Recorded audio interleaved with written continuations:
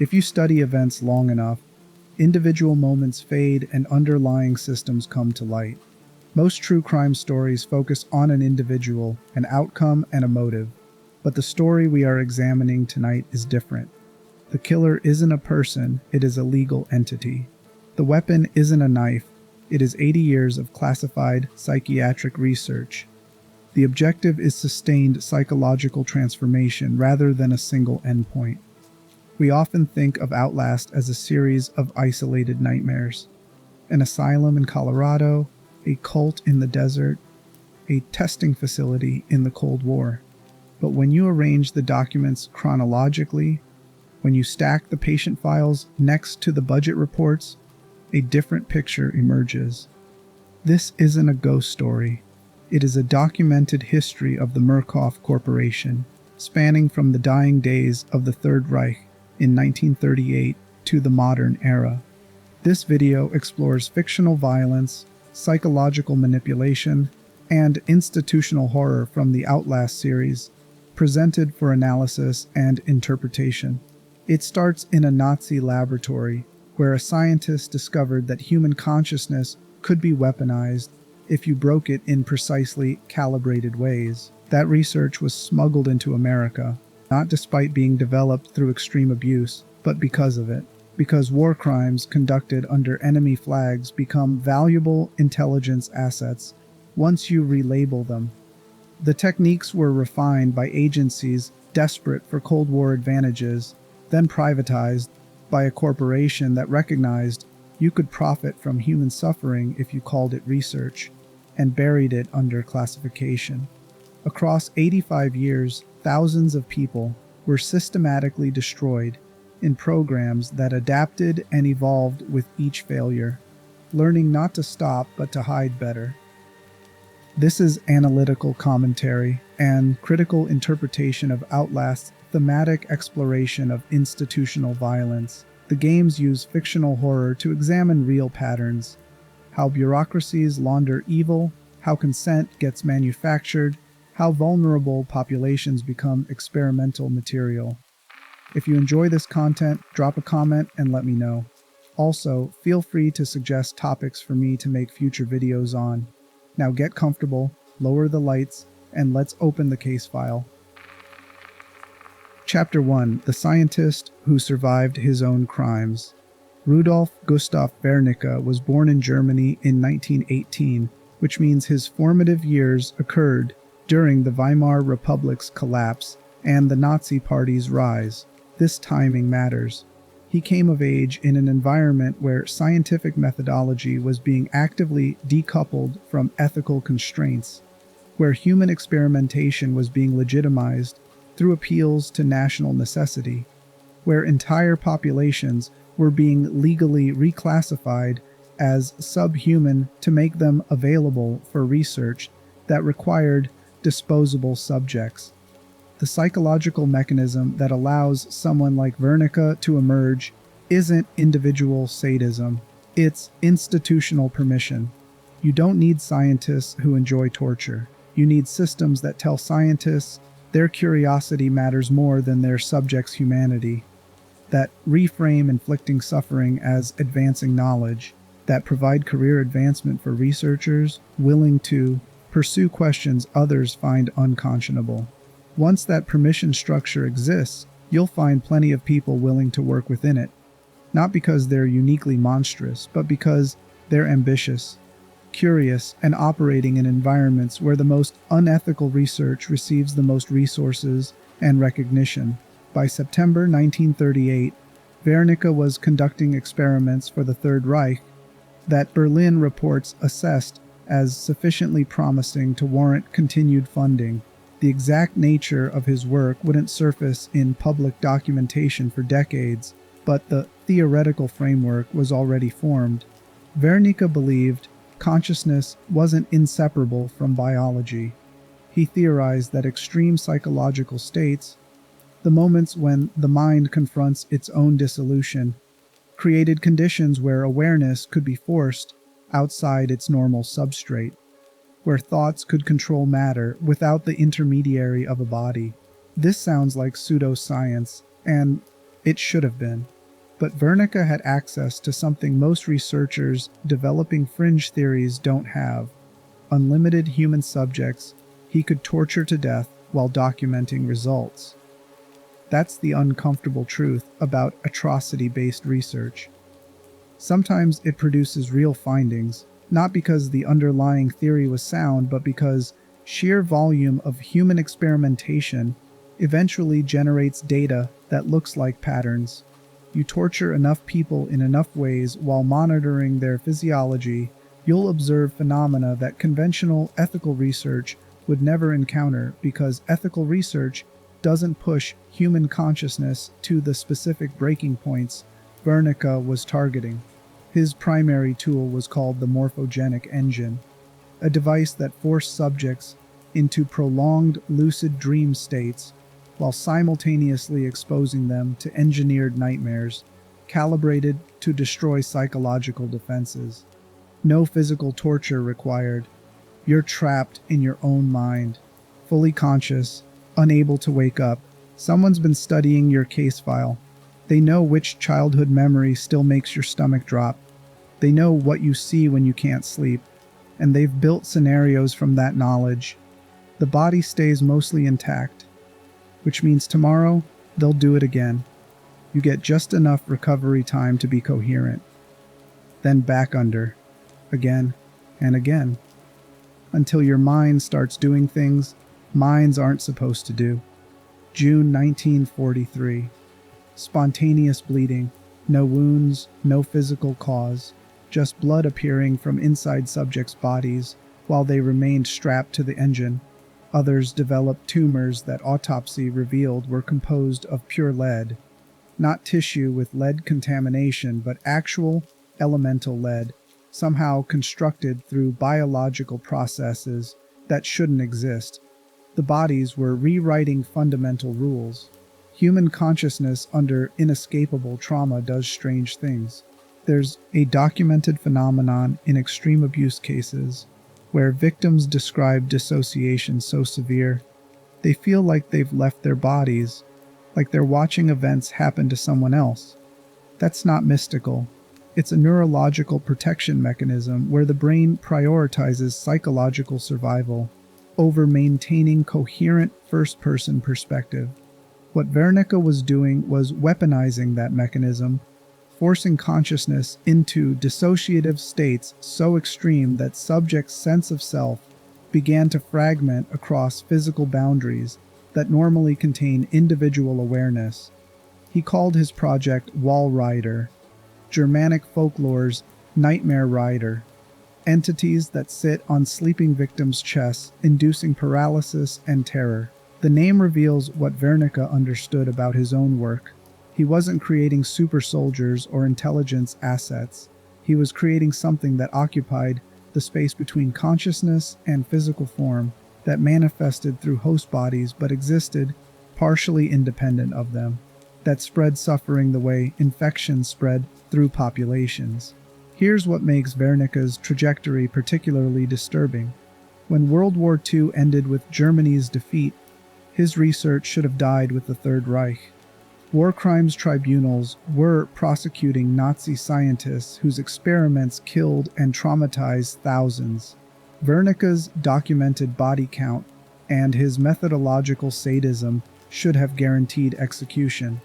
Instead, American intelligence made a calculation that would enable 80 more years of institutional torture.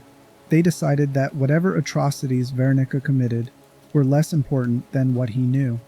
Operation Paperclip, launched in 1948, was specifically designed to recruit Nazi scientists whose expertise seemed valuable regardless of their wartime activities. The moral logic was straightforward and utterly corrosive.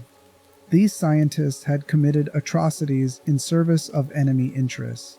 If you could redirect them to serve American interests, their knowledge transformed from evidence requiring prosecution into assets requiring protection. Rudolf Wernicke emigrated to the United States in 1949 with a carefully sanitized file. References to human experimentation were minimized or eliminated. His work was reframed as pioneering research into consciousness and dream states that could advance psychiatric treatment, language that concealed systematic torture behind medical terminology. By April 1954, full United States citizenship, he was legitimate now, positioned to continue research that would have gotten him hanged at Nuremberg. This bureaucratic transformation is crucial for understanding how institutional horror persists. Wernicke's techniques weren't rejected as products of Nazi ideology. They were adopted, refined, and scaled with American resources and legal protection. The difference between his wartime experiments and his American operations wasn't methodology, it was paperwork. The right forms, the appropriate institutional affiliations, the correct classification levels, and suddenly torture becomes research, victims become subjects, war crimes become intelligence assets protected by national security. The sanitization also created plausible deniability that would prove essential as his work continued. Wernicke could claim his American research represented legitimate inquiry into consciousness. When subjects died or were permanently damaged, those outcomes could be framed as tragic complications in cutting-edge science rather than as intended results of systematic torture.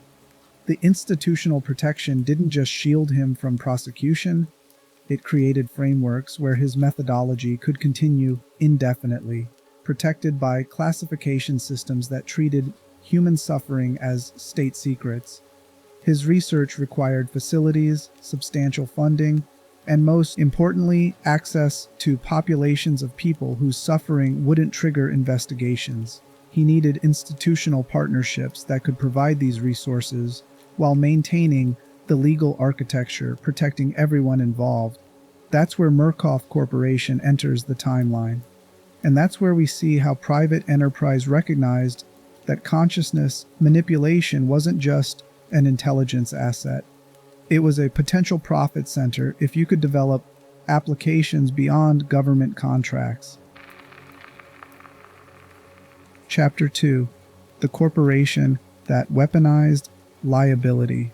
Murkoff Corporation's early history reveals something important about how certain businesses operate. By 1938, they'd already been exposed selling weaponized diphosgene to German forces, chemical weapons that violated international agreements but generated enormous profit margins. The exposure should have destroyed the company. Instead, it established their operational blueprint.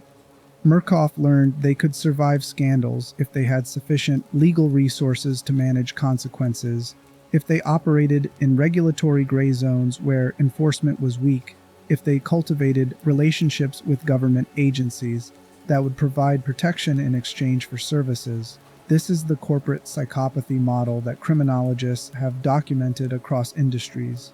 Some companies internalize consequences. They view scandals as existential threats requiring fundamental operational changes. Others externalize consequences. They view scandals as cost-benefit calculations where fines, settlements, and legal fees are simply overhead expenses factored into profit projections. Merkoff clearly belonged to the second category. They weren't deterred by exposure of their chemical weapons sales. They were educated by it, learning exactly what they could get away with and what risks required better concealment. When the Cold War began reshaping American intelligence priorities in the late 1940s, Murkoff recognized the opportunity before most of their competitors. On April 30th, 1949, a Murkoff executive named A. Bradley Avellanos proposed formal cooperation with the CIA to the company's board. The initial pitch involved chemical refinement for heroin, relatively straightforward support for agency operations that required pharmaceutical expertise. But Avellanos' proposal emphasized something more valuable than any single service contract. She argued that partnership would provide legal protection for the company, that intelligence affiliation created shields against prosecution, that national security classifications could be weaponized to hide activities that would otherwise trigger investigations. This is the moment when corporate crime merged with state power in ways that would define both institutions for decades. Murkoff wasn't just offering services to intelligence agencies. They were recognizing that intelligence partnerships transformed corporate structure into something prosecution-resistant. Once your activities are classified for national security, conventional accountability mechanisms fail. Journalists can't investigate what they can't verify. Prosecutors can't pursue cases when evidence is sealed. Victims can't testify about programs their participation in is legally classified. The board approved immediately, not because they were particularly patriotic, but because they understood what Avellanos was actually proposing. License to commit profitable crimes under legal protection that would be nearly impossible to penetrate. By 1952, Mount Massive Mental Hospital in Colorado was operating as a government-affiliated psychiatric facility. Publicly, it provided treatment to patients requiring institutionalization. The branding emphasized compassionate care, therapeutic environment, integration of cutting-edge research with clinical practice. That public face was crucial because it made Mount Massive look like exactly what psychiatric hospitals are supposed to be. Medical facilities serving vulnerable populations. But dual-use infrastructure is one of the most elegant mechanisms for hiding institutional abuse. The same facility that provides legitimate psychiatric care to some patients can simultaneously conduct illegal experiments on others. The same staff, members who believe they're working in an ethical treatment environment, can be compartmentalized away from sections where something entirely different occurs. The same institutional reputation that attracts families seeking care for their mentally ill relatives provides cover for programs that have nothing to do with care and everything to do with weaponizing human consciousness. Shirley Pierce was committed to Mount Massive in 1952. Her paperwork cited hypnotherapy treatments for bedroom-inspired hysteria and marital issues. She probably wasn't psychotic, probably didn't need to be locked up at all. But here's what psychiatric institutions offered in that era: a place to disappear women who didn't conform. Women whose sexuality made husbands uncomfortable. Women who asked too many questions or showed the wrong emotions, or simply existed in ways that created problems for people with the power to solve those problems through institutionalization. No divorce complications. No criminal proceedings. No need to actually address what was wrong. Just paperwork, a doctor's signature, and she's gone. Once someone was institutionalized, their legal rights evaporated in ways that are hard to grasp from a contemporary perspective. Psychiatric patients could be subjected to experimental procedures without the protections afforded to prisoners or military personnel. Their consent was legally meaningless. If they were mentally ill enough to require hospitalization, they were by definition incompetent to consent to or refuse treatment. If they deteriorated or died, their pre-existing mental illness provided a ready explanation for the foreclosed investigation.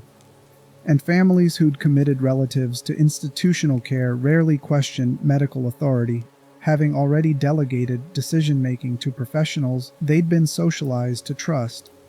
This created perfect conditions for integrating Wernicke's research into American institutional infrastructure. His theories required subjects who could be maintained in prolonged psychological extremity without external interference. Mental hospitals provided those subjects. His techniques required facilities where screaming wouldn't trigger outside response. Mount Massive's isolation provided that. His methodology required protection from prosecution. Murkoff's intelligence partnerships provided that. But Wernicke represented only one dimension of what Murkoff was building. In January 1953, another researcher entered their sphere. Someone whose approach to consciousness manipulation came from a different direction, but would ultimately merge with Wernicke's work to create something far more comprehensive than either approach alone. Hendrik Joliet Easterman was interviewed that month by Jameson Lawler, assessing his usefulness for studies on brainwashing subjects from the Korean People's Army. Easterman had been researching psychological manipulation in Hong Kong, developing techniques for creating false confessions and breaking down resistant subjects. His work attracted intelligence attention because the Korean War had revealed something profoundly disturbing. American prisoners of war were returning from captivity with their beliefs seemingly rewritten, confessing to war crimes they hadn't committed, praising the regime that had captured them. The United States desperately wanted to understand how that was possible and whether they could replicate it. By February 1953, Easterman arrived in Hong Kong to study brainwashing methodologies directly. What he documented there would shape the next 60 years of American consciousness manipulation research. But Easterman brought something to Murkoff beyond technical expertise. He brought profound psychological damage that made him capable of inflicting systematic suffering without empathy or hesitation. Not because he enjoyed cruelty, but because he needed external validations. He'd commit any atrocity if it was framed as advancing important research. Understanding Easterman's psychology is essential for understanding how institutional evil recruits its administrators. His mother had been psychologically abusive throughout his childhood, creating a son who measured his entire worth through achievement and external recognition. Every childhood mistake was treated as evidence of inadequacy. Every stumble proved he'd never be enough. His brother Stanley seemed to earn maternal approval more easily, establishing competition that consumed Hendrik's development. When Stanley committed suicide before January 1953, after 2 prior attempts their mother had concealed from Hendrik, the revelation shattered whatever emotional stability Easterman had maintained.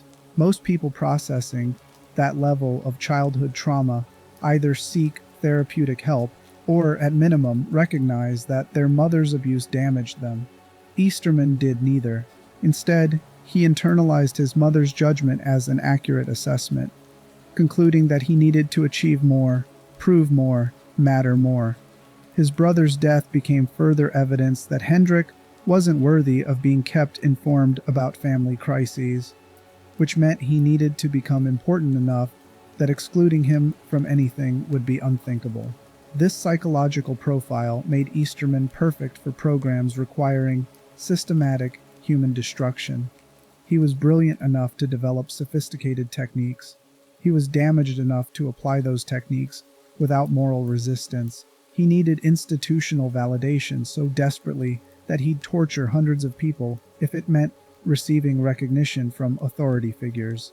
And his emotional detachment from subjects' suffering meant he could systematize abuse with the same analytical distance others brought to engineering problems. On April 19, 1954, Easterman received an invitation from Olivier W. Baranczyk to meet researchers in Los Alamos. Los Alamos meant weapons development, classified projects, national security designation. This was Murkoff's recruitment of Easterman, recognizing that his psychological manipulation expertise and Wernicke's consciousness research could synthesize into something unprecedented. Easterman could break people systematically, rewriting their beliefs and implanting false memories. Wernicke could force broken consciousness to interface with machinery. Together they could create human weapons, individuals whose minds had been reprogrammed, whose agency had been eliminated, who would execute commands without recognizing they'd been turned into tools. But synthesizing their approaches required a purpose-built facility. Mount Massive served certain functions, but what they were planning needed something designed from the ground up for industrial-scale processing, something isolated enough that containment failures wouldn't immediately expose operations, something that could be disguised as government research to deter local curiosity, something with architectural features that would maximize psychological pressure on subjects while minimizing operational risks. They built it in the Arizona desert.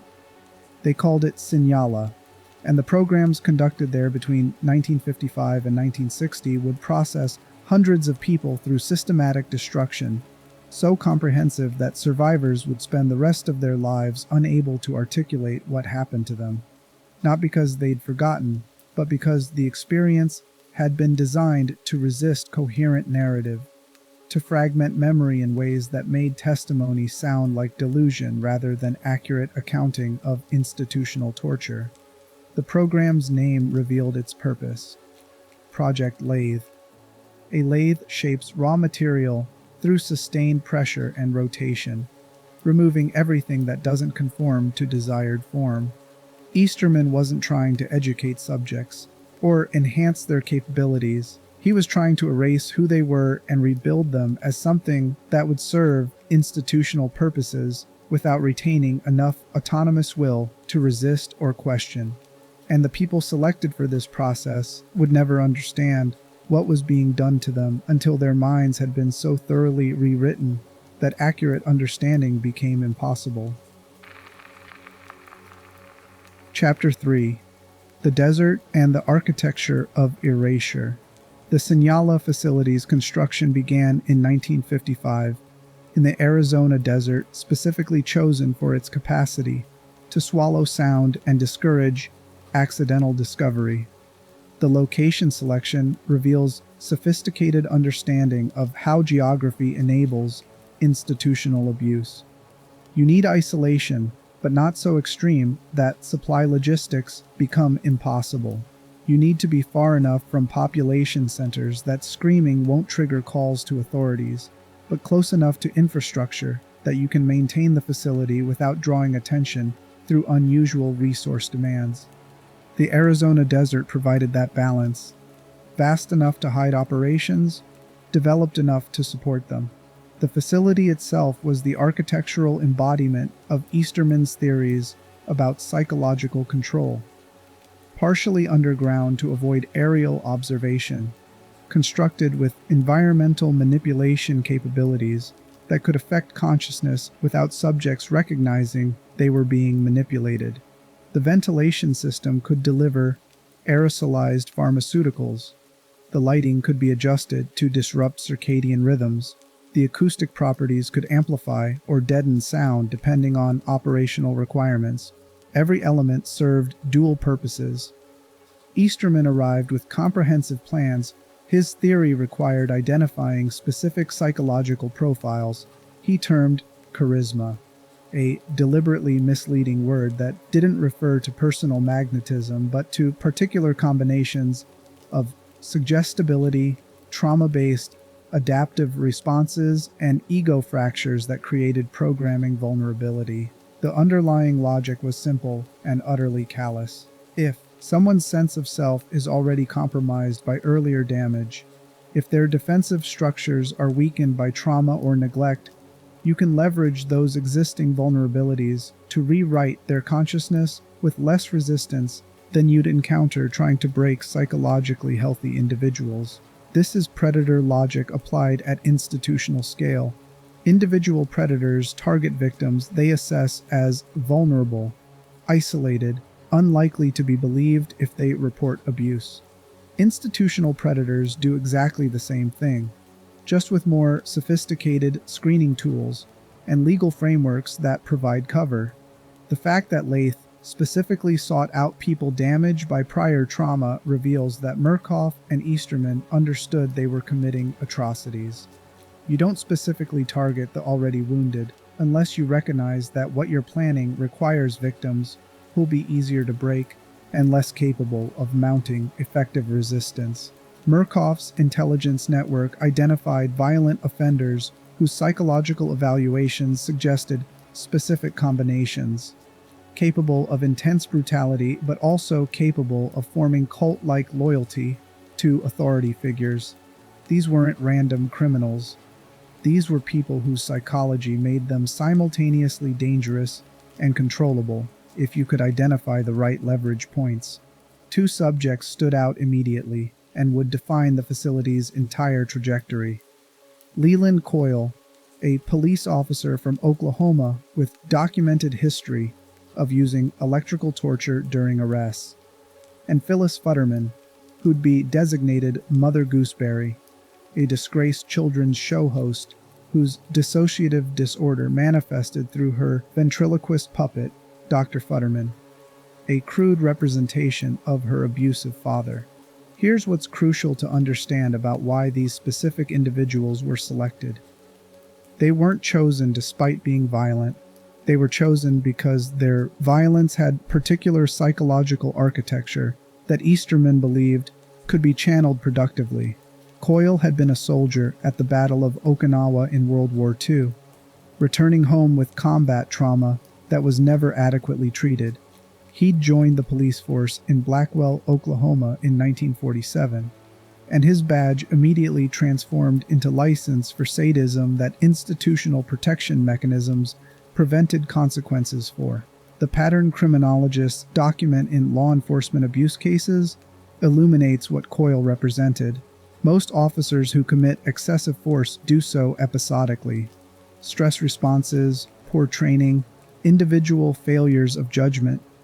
A smaller subset commit abuse systematically. They're attracted to the profession specifically because it provides legal authority to inflict violence, because the badge provides access to vulnerable populations, because institutional protection makes prosecution nearly impossible.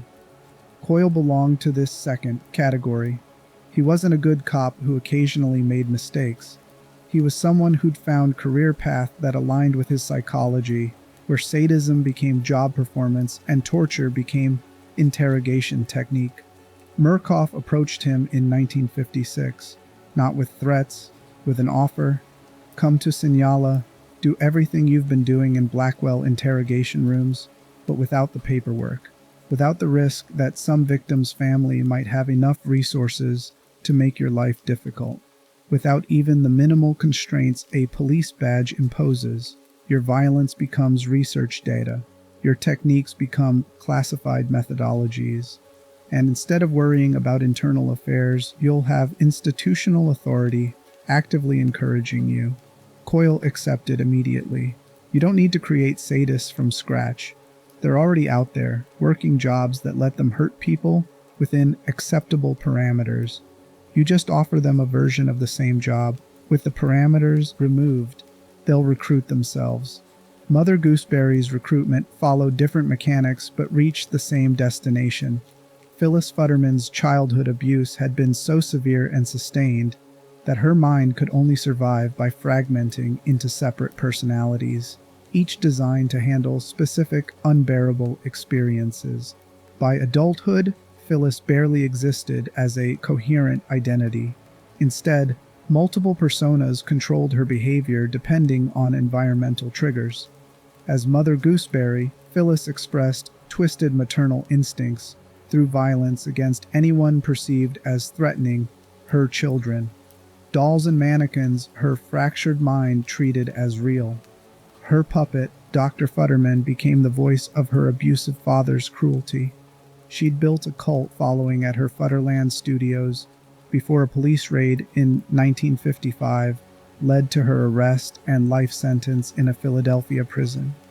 In 1956, Clyde Perry interviewed her and identified her as an ideal candidate for Project Lathe. This recruitment reveals how psychiatric and legal systems create pipelines that feed institutional abuse. Phyllis should have remained imprisoned, but her unique psychology made her valuable.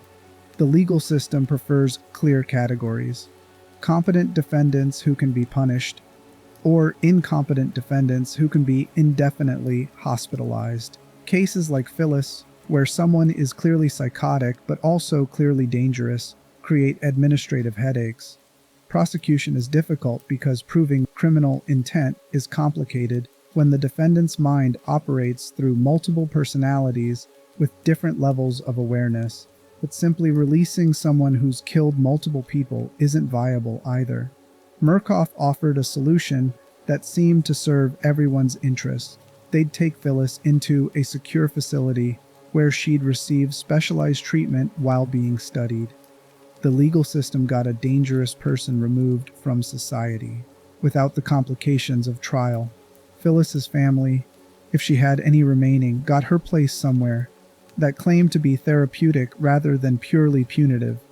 And Murkoff got a subject whose psychology was so fractured that she could be deployed in ways that would terrorize other subjects, while she genuinely believed she was protecting and nurturing them. Easterman designated these subjects as prime assets, the first tier of Lathe, meant to test whether extreme personalities could be channeled productively. Coyle received authority over a police station mock-up where he could interrogate and torture, while scientists observed through concealed monitoring. Gooseberry was placed in an orphanage setting surrounded by mannequin children. Her fractured mind could populate with imagined personalities, requiring her protection. Both were told they were training recruits for classified government operations. Both were given explicit permission to use whatever methods they deemed necessary, and both were monitored continuously to assess whether their violence could be controlled enough to make them useful beyond simply being studied. Within months, Easterman discovered something he should have anticipated but somehow didn't. Charisma genuinely cuts both ways. Coyle wasn't just a sadistic enforcer who would terrorize subjects on command. He was magnetic in ways that affected everyone around him. Guards began emulating his methods, adopting his justifications, internalizing his worldview, where strength meant brutality and weakness meant deserving victimization. When facility personnel were supposed to restrain or redirect Coyle, they instead found themselves seeking his approval, asking how he'd handle situations, allowing him to dominate environments rather than being contained by them. Within 6 months, Coyle had effectively assumed control of his section through sheer force of personality. Murkoff's staff were functioning as extensions of his authority rather than as his handlers. This isn't uncommon in institutional settings where violence is routine. But Coyle represented something more troubling than that. He wasn't just conforming to institutional culture. He was creating it, pulling ostensibly independent observers into his psychological framework until they couldn't remember what their original mission had been. Gooseberry's influence operated differently but proved equally corrosive. Staff working in her section began reporting psychological deterioration, nightmares about failing to protect children, overwhelming sense of complicity in terrible things, inability to trust their own perceptions. Her presence seemed to infect environments with her fractured psychology, making others question their reality in ways that served her delusional frameworks. Some staff began treating the mannequins as though they were actually children. Others developed protective delusions about Gooseberry herself, convinced she needed defending despite being one of the facility's most dangerous subjects. By 1958, Project Lathe 1 was collapsing. Between May and June, a catastrophic incident resulted in 171 casualties among experimental population, staff, and visitors. The exact sequence was never fully documented in surviving records, but the scale suggests complete breakdown of containment and security. Easterman had proven that extreme personalities could dominate environments and bend others to their will, but that made them useless as controlled weapons. You couldn't deploy someone like Coyle into civilian intelligence operations if they might reprogram their handlers instead of following operational directives. Most programs would have ended there, recognized as failed approaches, requiring abandonment. But Easterman convinced Murkoff's leadership not to terminate Lathe entirely. He argued the failure wasn't the technique, it was the subject selection. Instead of starting with people who already possessed autonomous, charismatic psychology, they should start with ordinary people and break them systematically, creating precisely calibrated damage that produced obedience without independent will. On August 25, 1958, Project Lathe 2 was officially authorized, and this is where the horror escalates from experimenting on criminals who'd already committed violence to targeting ordinary civilians whose only crime was being economically vulnerable and socially isolated. Chapter 4: The Recruitment Machine and Manufactured Consent. The authorization of Project Lathe 2 in 1958 marked a fundamental shift in how Murkoff approached consciousness manipulation. They were no longer experimenting on people who'd already demonstrated violence or severe mental illness. Lathe 2 targeted ordinary citizens whose only vulnerabilities were economic desperation and social isolation. The recruitment campaign that launched in late 1958 reveals sophisticated understanding of how poverty manufactures consent. Advertisements appeared in newspapers across economically depressed regions, were broadcast on radio stations in areas with high unemployment, were posted in welfare offices and unemployment centers. The messaging was calibrated with precision that social psychologists would recognize. Promises of good wages for minimal qualifications, room and board provided, opportunities to serve your country while building a better future for yourself.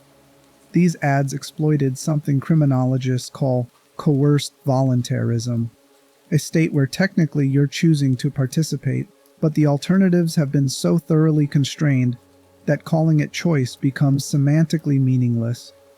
If you're facing eviction, if you can't feed your children, if every legitimate employment opportunity has rejected you, then an advertisement promising good wages and housing isn't really an offer you can evaluate rationally. It's a lifeline.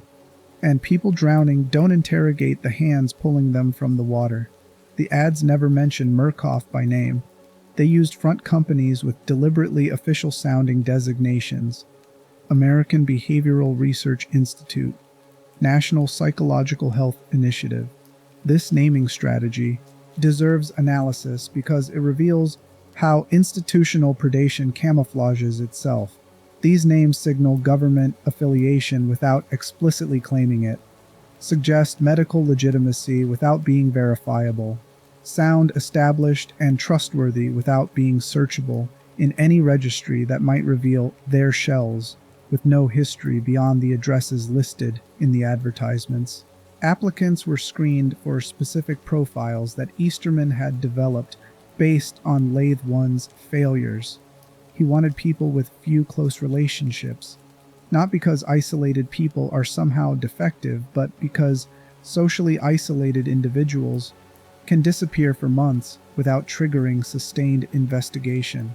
He wanted people with emotional vulnerabilities, histories of trauma, mental health challenges that weren't severe enough to require institutionalization, but were significant enough to be documented, fractured family relationships.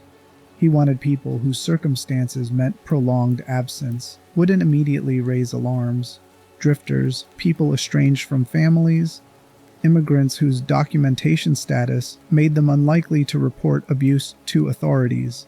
This screening process is identical to methods individual predators use to select victims, just implemented at institutional scale with more sophisticated assessment tools. Sexual predators target children who seem lonely, who have unstable home environments, who've already been taught by circumstances that adults aren't reliable protectors.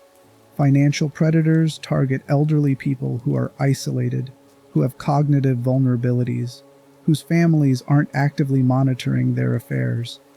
Institutional predators target populations that have been systematically marginalized, whose suffering won't trigger societal response because society has already decided they don't matter enough to protect. But recruitment wasn't entirely voluntary, even within this coerced framework. Murkoff supplemented the advertisements with less defensible methods that reveal the corporation's intelligence partnerships provided access to populations that couldn't meaningfully consent at all.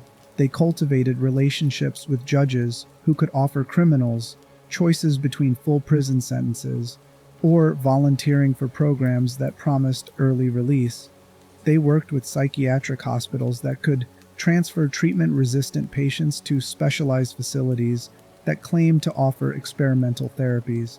They had access to homeless populations, undocumented immigrants, anyone living on society's margins, whose disappearance would be attributed to the transient nature of their circumstances rather than to institutional abduction. The first reagents began arriving at Sinyala in unmarked vehicles, always at night. This operational security wasn't about protecting classified research. It was about preventing subjects from developing clear memories of facility location, from seeing landmarks they could later describe, from understanding where they were being taken. Disorientation begins before you enter the building, which is why kidnapping victims are often blindfolded during transport. You can't escape what you can't locate, and you can't report abuse at facilities you can't identify. Processing began immediately upon arrival with procedures designed to establish that subjects were no longer autonomous individuals, but rather institutional property. Personal belongings confiscated, not just potentially dangerous items, but everything, including photographs, letters, anything that might serve as a psychological anchor to identity outside the facility. Medical examinations conducted that were invasive beyond what legitimate intake procedures required, establishing that your body was now subject to institutional access without your meaningful consent. And then the procedure that marked every subject indelibly: surgical implantation of night vision goggles directly onto their skulls. The stated purpose was that these were necessary equipment for training exercises conducted in darkness. But the actual purposes reveal Easterman's understanding of how body modification functions as a psychological weapon. First, the goggles marked subjects physically in ways that couldn't be hidden or removed, providing a constant reminder that they'd been altered, that they weren't entirely themselves anymore. Second, they created technological dependency. Navigating deliberately darkened facility sections without the goggles' night vision became nearly impossible, making subjects reliant on the very device that symbolized their capture. Third, and most importantly, the procedure itself was a moment of body horror that began dissociating subjects from a sense of ownership over their own flesh. There's research in trauma psychology about how violations of bodily autonomy create specific types of psychological damage distinct from other forms of abuse. When someone forcibly modifies your body through sexual assault, through torture, through medical procedures conducted without genuine consent, they're not just causing physical harm. They're severing your sense that your body belongs to you, that the boundary of your skin represents protected territory, that you have a fundamental right to control what happens to your physical self. That severance creates a psychological state where continued violations feel less catastrophic because the most foundational violation has already occurred. If someone can bolt metal to your skull without your meaningful consent, what basis do you have for refusing anything else they demand? After processing, subjects received a new designation: reagents. The term was deliberately clinical, stripping away names and identities in favor of language, suggesting chemical components in experiments. This linguistic transformation performs a crucial psychological function that totalitarian systems have understood for centuries. Names carry identity, history, connections to the person you were before institutional capture. Numbers or technical designations sever those connections, making it easier to view subjects as interchangeable units rather than as individuals with histories and futures. Each reagent received numerical designation. Their past lives were declared irrelevant through repeated institutional messaging. Easterman's recorded broadcasts insisted that reagents should think of themselves as blank slates being prepared for important work, that whatever they'd been before arriving at Sinyala didn't matter compared to what they would become through the program. This rhetoric mirrors cult indoctrination techniques that researchers have documented across contexts. High-demand groups consistently employ similar strategies, declaring recruits' prior identities invalid, positioning the group as family that supersedes biological connections, framing the indoctrination process as evolution toward better self rather than as destruction of autonomous identity.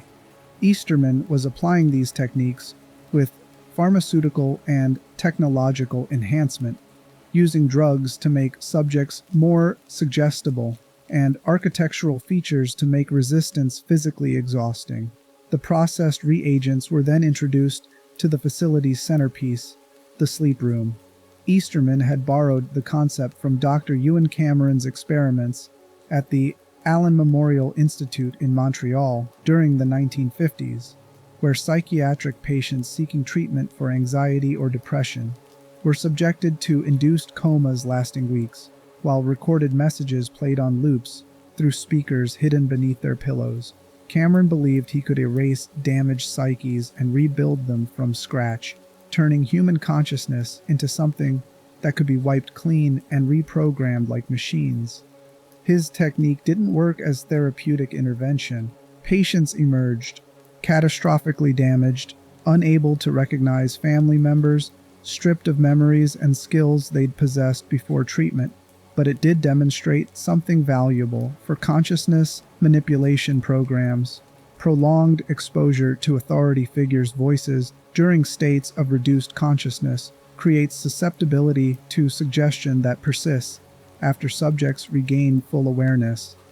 Easterman's sleep room at Sinyala could house dozens of reagents simultaneously. The space was designed to feel simultaneously womb-like and prison-like.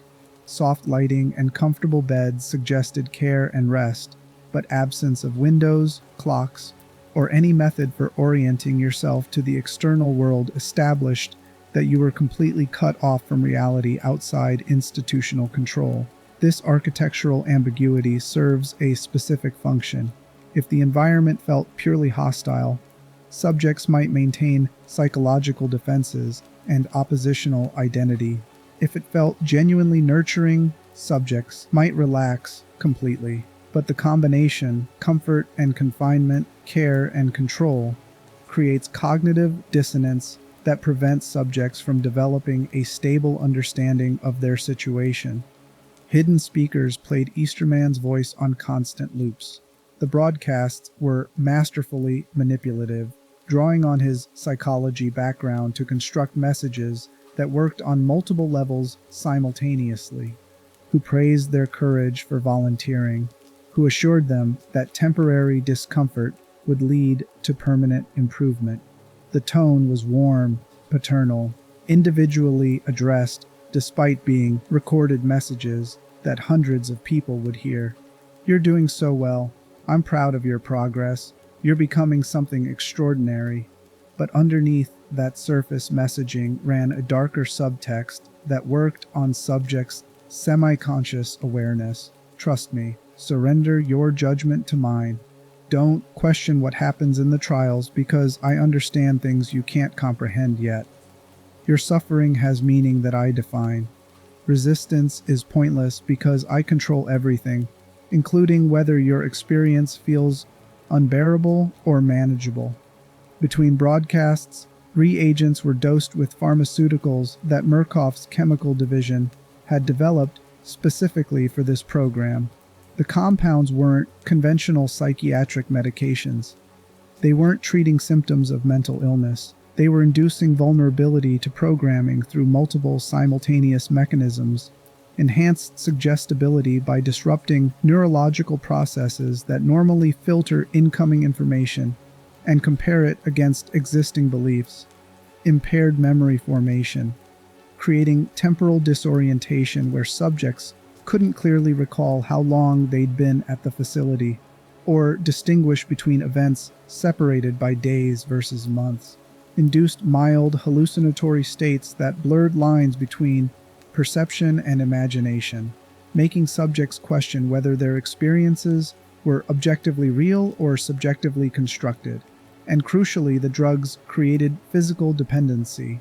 Subjects who tried to resist or who showed signs of maintaining autonomous will experience withdrawal symptoms, nausea, tremors, anxiety that ramped toward panic, psychological distress that could only be alleviated through compliance and continued dosing. This is chemical coercion functioning as elegantly as any physical restraint.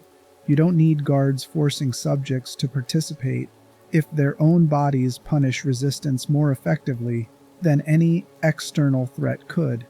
The sleep room was presented as a resting place between trials, as recovery space where reagents could process what they'd experienced and prepare for the next phase. But it was actually where the deepest programming occurred, because Easterman understood something fundamental about how psychological manipulation works. Physical torture can be resisted through defiance, through maintaining oppositional identity, where suffering becomes proof that you haven't surrendered. But psychological manipulation works better during moments of vulnerability, when you're exhausted, drugged, desperate for anything resembling comfort or connection. The sleep room offered that false comfort, conditioning reagents to associate compliance with relief and resistance with isolation and intensified suffering. You completed a trial, which we'll examine shortly, and returned to the sleep room where Easterman's voice praised your performance, where the drugs alleviated the worst of your psychological distress, where you could sleep in relative comfort. This created a reward cycle that didn't require conscious recognition to be effective. Your nervous system learned that obedience led to relief even if your conscious mind was trying to maintain resistance. But the sleep room was only preparation. The actual breaking happened in the trials, purpose-built environments that forced subjects to commit moral atrocities while being told they were completing training exercises, that destroyed subjects' sense of ethical boundaries through sustained psychological pressure, calibrated to escalate gradually enough that resistance never felt achievable. Chapter 5. The Trials and the Engineering of Complicity. The program most reagents encountered first was set in a police station environment and carried the operational designation, "Kill the Snitch." The name itself reveals the psychological mechanism at work. It's not formal institutional language, but rather criminal slang, preparing subjects to think of themselves as operating in a context where normal moral rules don't apply, where loyalty to authority supersedes loyalty to peers, where violence against the accused is expected rather than prohibited. You've been processed, drugged, marked with metal bolted to your skull. You've spent days or weeks in the sleep room being told you're being trained for important work that will give your life meaning it previously lacked. Now you're brought into an environment that feels familiar: booking desks, holding cells, institutional green paint on concrete walls that every municipal building seems to share. Your objective is explained in simple terms that sound reasonable if you don't examine them closely. Execute the captured snitch who holds information about Murkoff's operations. The program's stated purpose involves team building, learning to identify security threats within groups, and developing operational awareness that intelligence work requires. If you're sufficiently disoriented and suggestible, this framing might initially seem plausible. Police and intelligence agencies do need to identify informants. Training exercises that simulate this skill could theoretically serve a legitimate purpose, but the actual lesson runs far darker, and it's delivered through architecture that makes resistance feel impossible. Morality is liability in institutional contexts. Loyalty to other victims will be punished, while betrayal will be rewarded. Your survival requires becoming complicit in the suffering of fellow prisoners, and that complicity will bind you to the institution more effectively than any physical restraint, because you'll have internalized its values through your own actions. The environment is dominated by Leland Coyle's presence. Though Lathe 1 officially failed, Easterman recognized the prime assets were too valuable as instruments of psychological pressure to eliminate. Coyle stalks the police station with his electric baton, cattle prod modified to deliver excruciating shocks without causing immediately lethal damage. He has explicit authority to do whatever he wants to. Reagents who fail objectives, who hesitate, who show insufficient enthusiasm for their assigned cruelty. His presence transforms every decision into calculation that occurs faster than conscious, moral reasoning can process. Do you risk his attention by hesitating, or do you act quickly and deal with the ethical implications afterward when you're safe in the sleep room?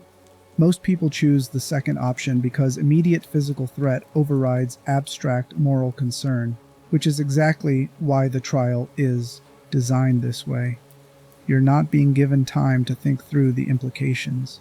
You're being forced to react based on fear, and fear makes you compliant. The snitch is a specific former reagent strapped to a chair with a bag over his head, already captured by Coyle before you arrive. He possesses information about Easterman and Murkoff that threatens exposure, making him an actual security risk rather than randomly selected victim. But this barely matters to your psychology. You're still being forced to participate in someone's execution, still required to wheel his chair along metal rails through the police station while he begs and pleads, still responsible for finding keys hidden inside corpses to unlock gates blocking your path, still required to push him into the execution chamber where 4 reagents must simultaneously pull levers, raising voltage to 100% while he screams, while electricity courses through his body, while you watch someone die because you chose survival over resistance. Reagents who refuse or hesitate too long find themselves hunted by ex-pops, failed subjects from earlier Lathe iterations who've been driven violently insane but remain mobile enough to serve as lethal threats during trials. The ex-pops represent what happens if you fail the program, if you resist too hard, if your mind breaks in ways that make you useless for deployment, but suitable for recycling as obstacles in others' trials. Their presence serves as a constant reminder that there are fates worse than compliance. The choice crystallizes with brutal clarity. Kill another reagent and advance to the next trial, moving closer to whatever completion means in this program. Or refuse and be killed by ex-pops, by Coyle's intervention, or simply through being left in the trial environment until exhaustion or injury renders you unable to continue.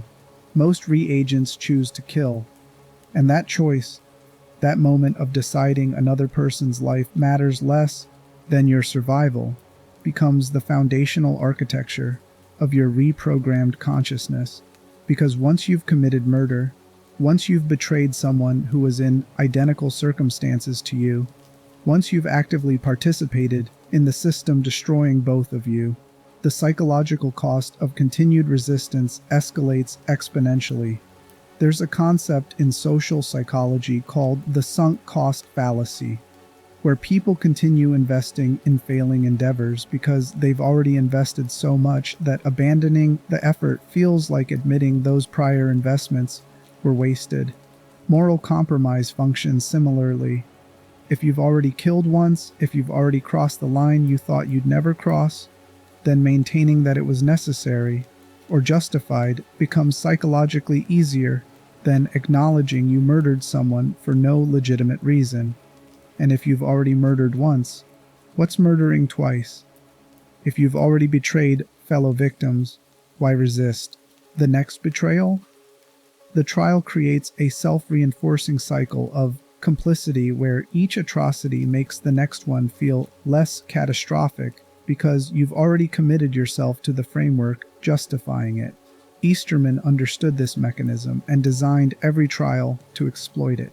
Cleanse the Orphans presents different psychological attack vectors. Mother Gooseberry presides over a program set in an orphanage where mannequin children sit in rows, their plastic faces frozen in expressions that register differently depending on viewing angle and lighting. Reagents are told they're rescuing children from contamination, cleansing them of impurities threatening their innocence. The genius of this program lies in forcing subjects to participate in imagery of child endangerment while being told they're protecting children. You're moving through orphanage spaces, handling objects near these childlike figures, completing objectives that Gooseberry frames as saving them from demonic corruption. But the cognitive dissonance between what you're doing and what you're being told you're doing creates psychological damage that simple physical torture couldn't achieve. Are those actually mannequins? Or are they real children who've been paralyzed by drugs? Murkoff pumps through the ventilation. Reagents who try to check, who get too close, or examine faces too carefully. Find Gooseberry suddenly behind them whispering that good children don't ask too many questions. That doubt is the devil's tool. That completing the mission requires faith in what you're told, rather than trust in what you see. This destabilizes the relationship between perception and reality in ways that serve programming objectives perfectly. If you can't trust your own senses, if what you see contradicts what authority figures tell you you're seeing, then you become dependent on institutional interpretation of reality. You need someone to tell you what's true because your own faculties have been rendered unreliable through sustained exposure to environments where the evidence of your eyes conflicts with the instructions you receive. Other programs deployed similar mechanisms with different thematic content.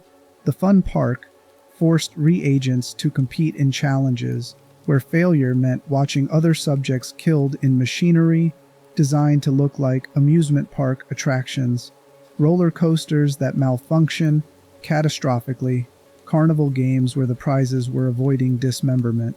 Truth and Justice put reagents on trial for crimes they couldn't remember committing, presented evidence that felt real enough to create doubt about their own memories, continued the trial indefinitely until they confessed because confession was the only route to ending the psychological pressure. Each program ended with reagents returning to the sleep room, where Easterman's voice congratulated their progress while never acknowledging what they'd actually done, the people they'd killed, the moral lines they'd crossed, the pieces of themselves they'd surrendered to survive. His broadcasts reframed everything through language of training and necessity. You're not murderers. You're soldiers in training. You're not victims. You're volunteers becoming something greater than you were. The atrocities you committed were necessary steps in your development, painful but essential like surgery, that requires cutting flesh to heal deeper damage. And slowly, horribly, many reagents began internalizing that framework, because the alternative was acknowledging they'd become perpetrators of evil for no legitimate purpose, that their suffering was meaningless, that they'd murdered innocent people to serve institutional interests that viewed them as disposable experimental subjects. The human mind protects itself from unbearable truths, and sometimes that protection takes the form of believing the lies that make horror feel purposeful. But the trials reveal something crucial about how institutional horror functions. It doesn't require individual sadists who enjoy suffering. It requires systems that make cruelty feel rational, that present atrocity as necessary procedure, that remove alternatives until the worst choice becomes the only choice. The trials were designed to make every reagent complicit, not through enthusiasm for violence, but through calculation that resistance cost more than compliance, that survival required abandoning moral principles that seemed abstract compared to immediate physical threat. Easterman's documentation from this period shows satisfaction with results that chills precisely because it's expressed in clinical language devoid of awareness that what he's documenting is systematic destruction of human consciousness. Lathe 2 was succeeding where Lathe 1 failed. Ordinary people were being transformed into programmed agents who would execute commands without recognizing they'd been reprogrammed. The technique wasn't creating obvious automatons that would be detectable and useless. It was creating individuals who believed they were making autonomous choices while actually following implanted directives, whose sense of self remained intact enough to function normally in civilian settings, but whose decision-making processes had been fundamentally rewritten. But beneath the documented success Sinyala was developing problems Easterman either didn't notice or chose to ignore because acknowledging them would mean admitting his theories contained flaws he couldn't resolve. Some reagents were developing resistance to programming despite pharmaceutical protocols designed to prevent autonomous will. Some formed emotional bonds with other subjects despite being told repeatedly that attachment was weakness and isolation was strength. Some retained enough awareness to recognize what was happening and began planning opposition rather than just survival. And perhaps most troubling from an institutional perspective, the prime assets themselves were demonstrating behaviors suggesting they weren't fully controlled either. Coyle's charisma continued affecting staff in ways that compromised operational hierarchy.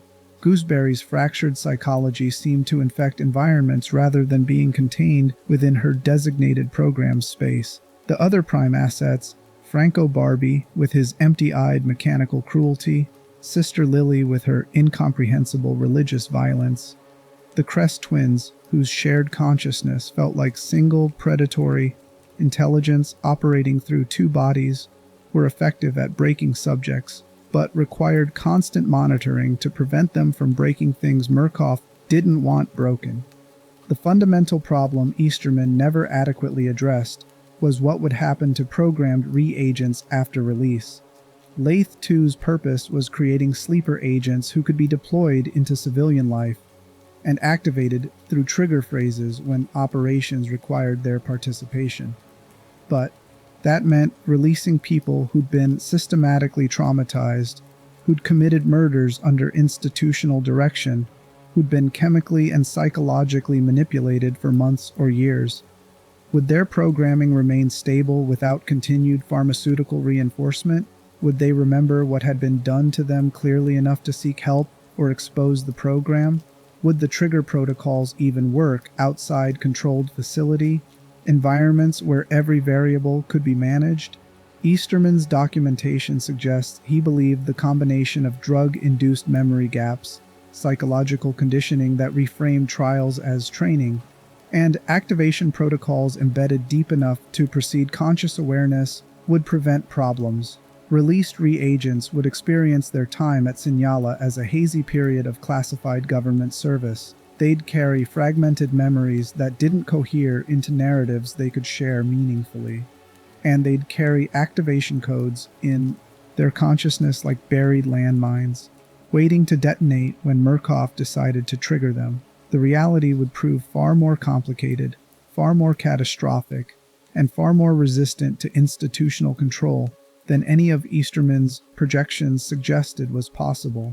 Because human consciousness, even when damaged and manipulated and rewritten, retains capacities for unpredictability that institutions can never fully eliminate, no matter how sophisticated their programming becomes. Chapter 6: Containment Failure and the Illusion of Control. By early 1960, Sinyala had processed hundreds of reagents through completion and released them back into civilian populations, carrying programming Easterman believed would remain dormant until institutional activation. These subjects received documentation establishing they'd completed classified government service, vague enough to resist scrutiny but official enough to explain gaps in their employment history.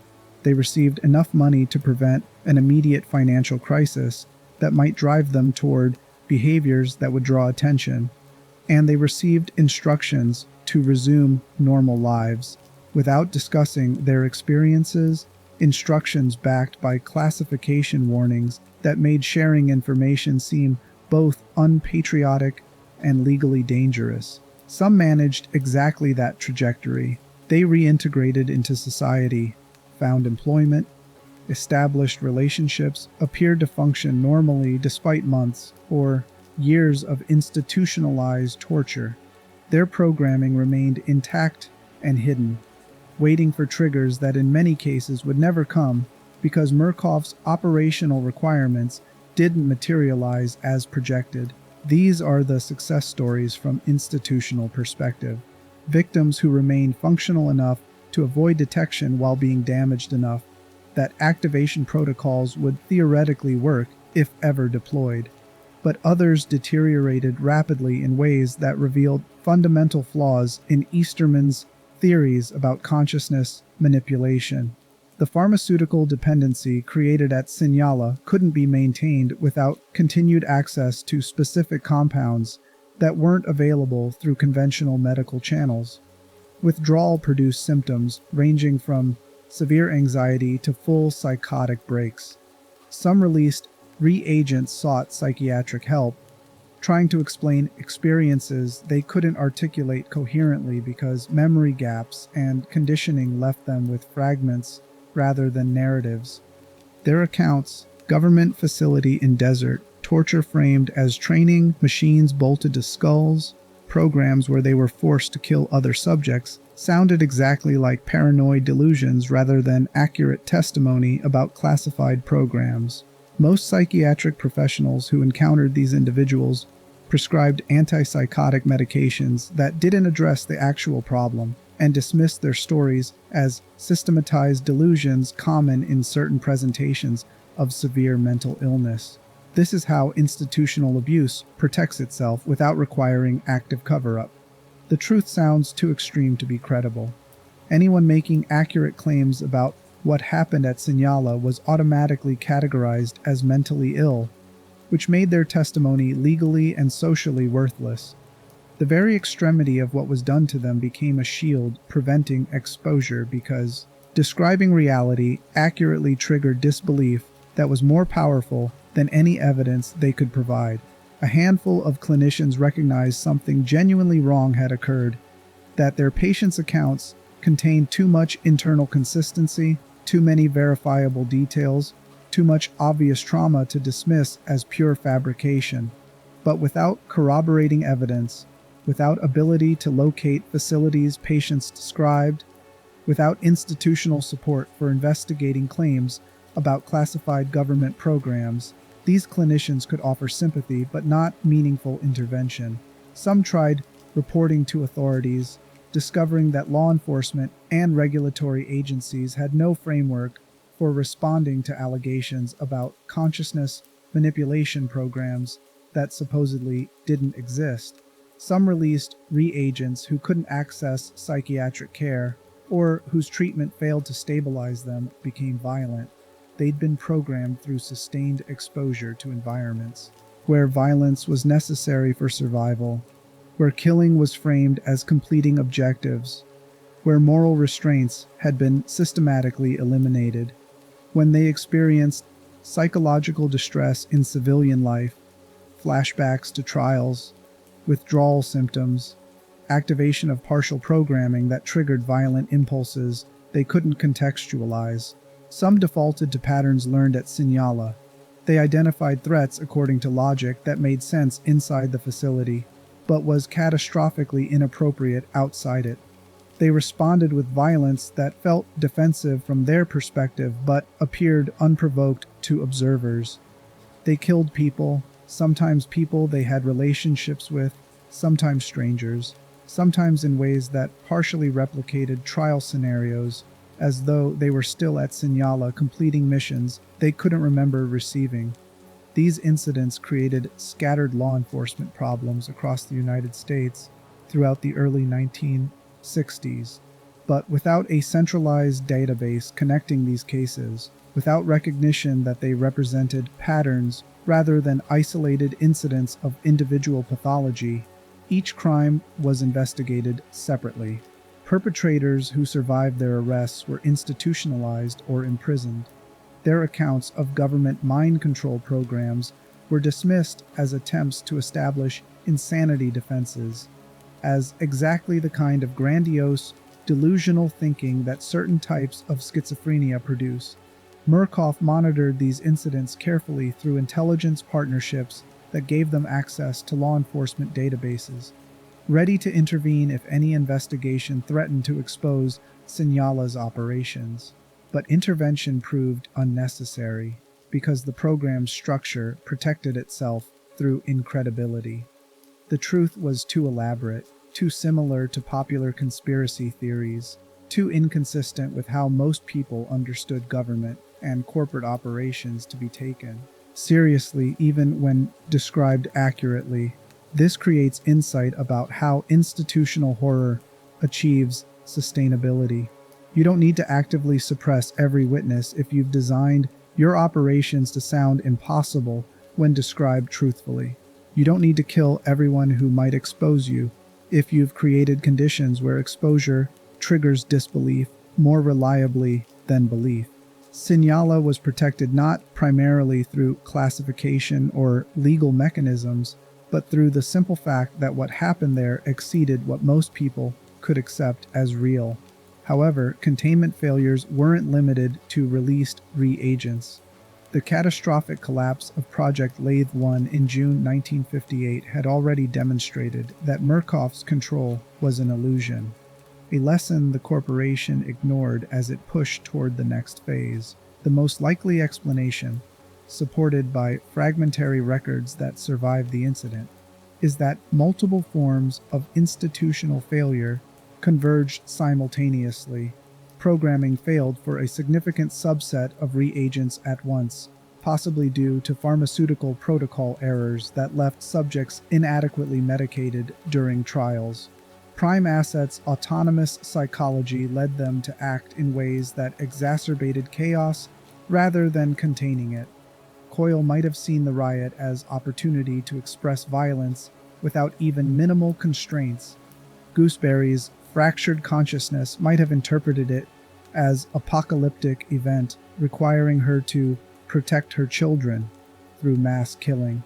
And simple riot dynamics emerged when enough reagents recognized simultaneously that collective resistance might be possible, that death during escape attempt might be preferable to continued programming. Whatever the specific trigger, Sinyala's underground sections became killing fields, where boundaries between perpetrator and victim dissolved entirely. Ex-pops who'd been confined were released or escaped. Prime assets who'd been controlled through authority structures were suddenly operating without oversight. Reagents who'd been compliant through fear recognized that institutional control had broken down. Security personnel found themselves facing threats they weren't prepared for because nobody had adequately planned for a scenario where everything failed simultaneously. Murkoff's response was systematic elimination. Security contractors were deployed with orders to terminate everything that moved, whether it was rioters, prime assets, reagents who'd had no involvement in whatever triggered the incident, or staff members who were simply trying to survive. The priority was restoring control rather than preserving subjects or minimizing casualties.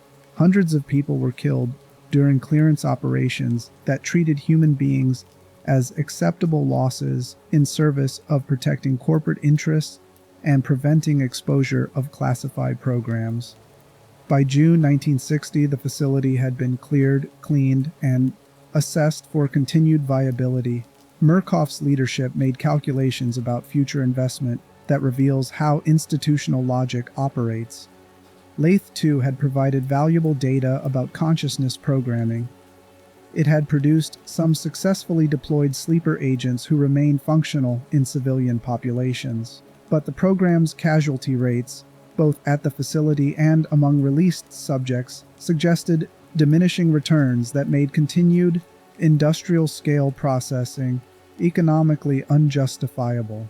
Following the facility lockdown on April 21, 1960, operations were scaled back. On August 15th, Hendrik Joliet Easterman was transferred away from Sinyala. The facility would be maintained in reduced operational status, used for specific training exercises but no longer serving as Murkoff's primary research hub. But before examining that shift to Mount Massive, we need to understand what happened to Sinyala's survivors and how institutional mechanisms ensured their suffering would never receive acknowledgement or accountability. How testimony about systematic torture was neutralized through psychiatric diagnosis, legal intimidation, and simple societal refusal to believe that institutions could function the way these survivors accurately described. Chapter 7: The Buried Testimony and Institutional Capture. The people who survived Sinyala, whether released reagents or staff members who'd participated in programs, carried knowledge about systematic torture conducted under government and corporate protection. That knowledge should have triggered investigations, congressional hearings, criminal prosecutions. The techniques developed at Sinyala violated every ethical boundary psychiatry had established, every legal protection supposedly guaranteeing citizens' rights against involuntary experimentation, every moral principle societies claim to operate under. But exposure requires someone with credibility making specific accusations supported by evidence that can withstand institutional denial. Released reagents lacked credibility because their psychological damage made testimony appear delusional. Staff members faced their own legal culpability if they came forward.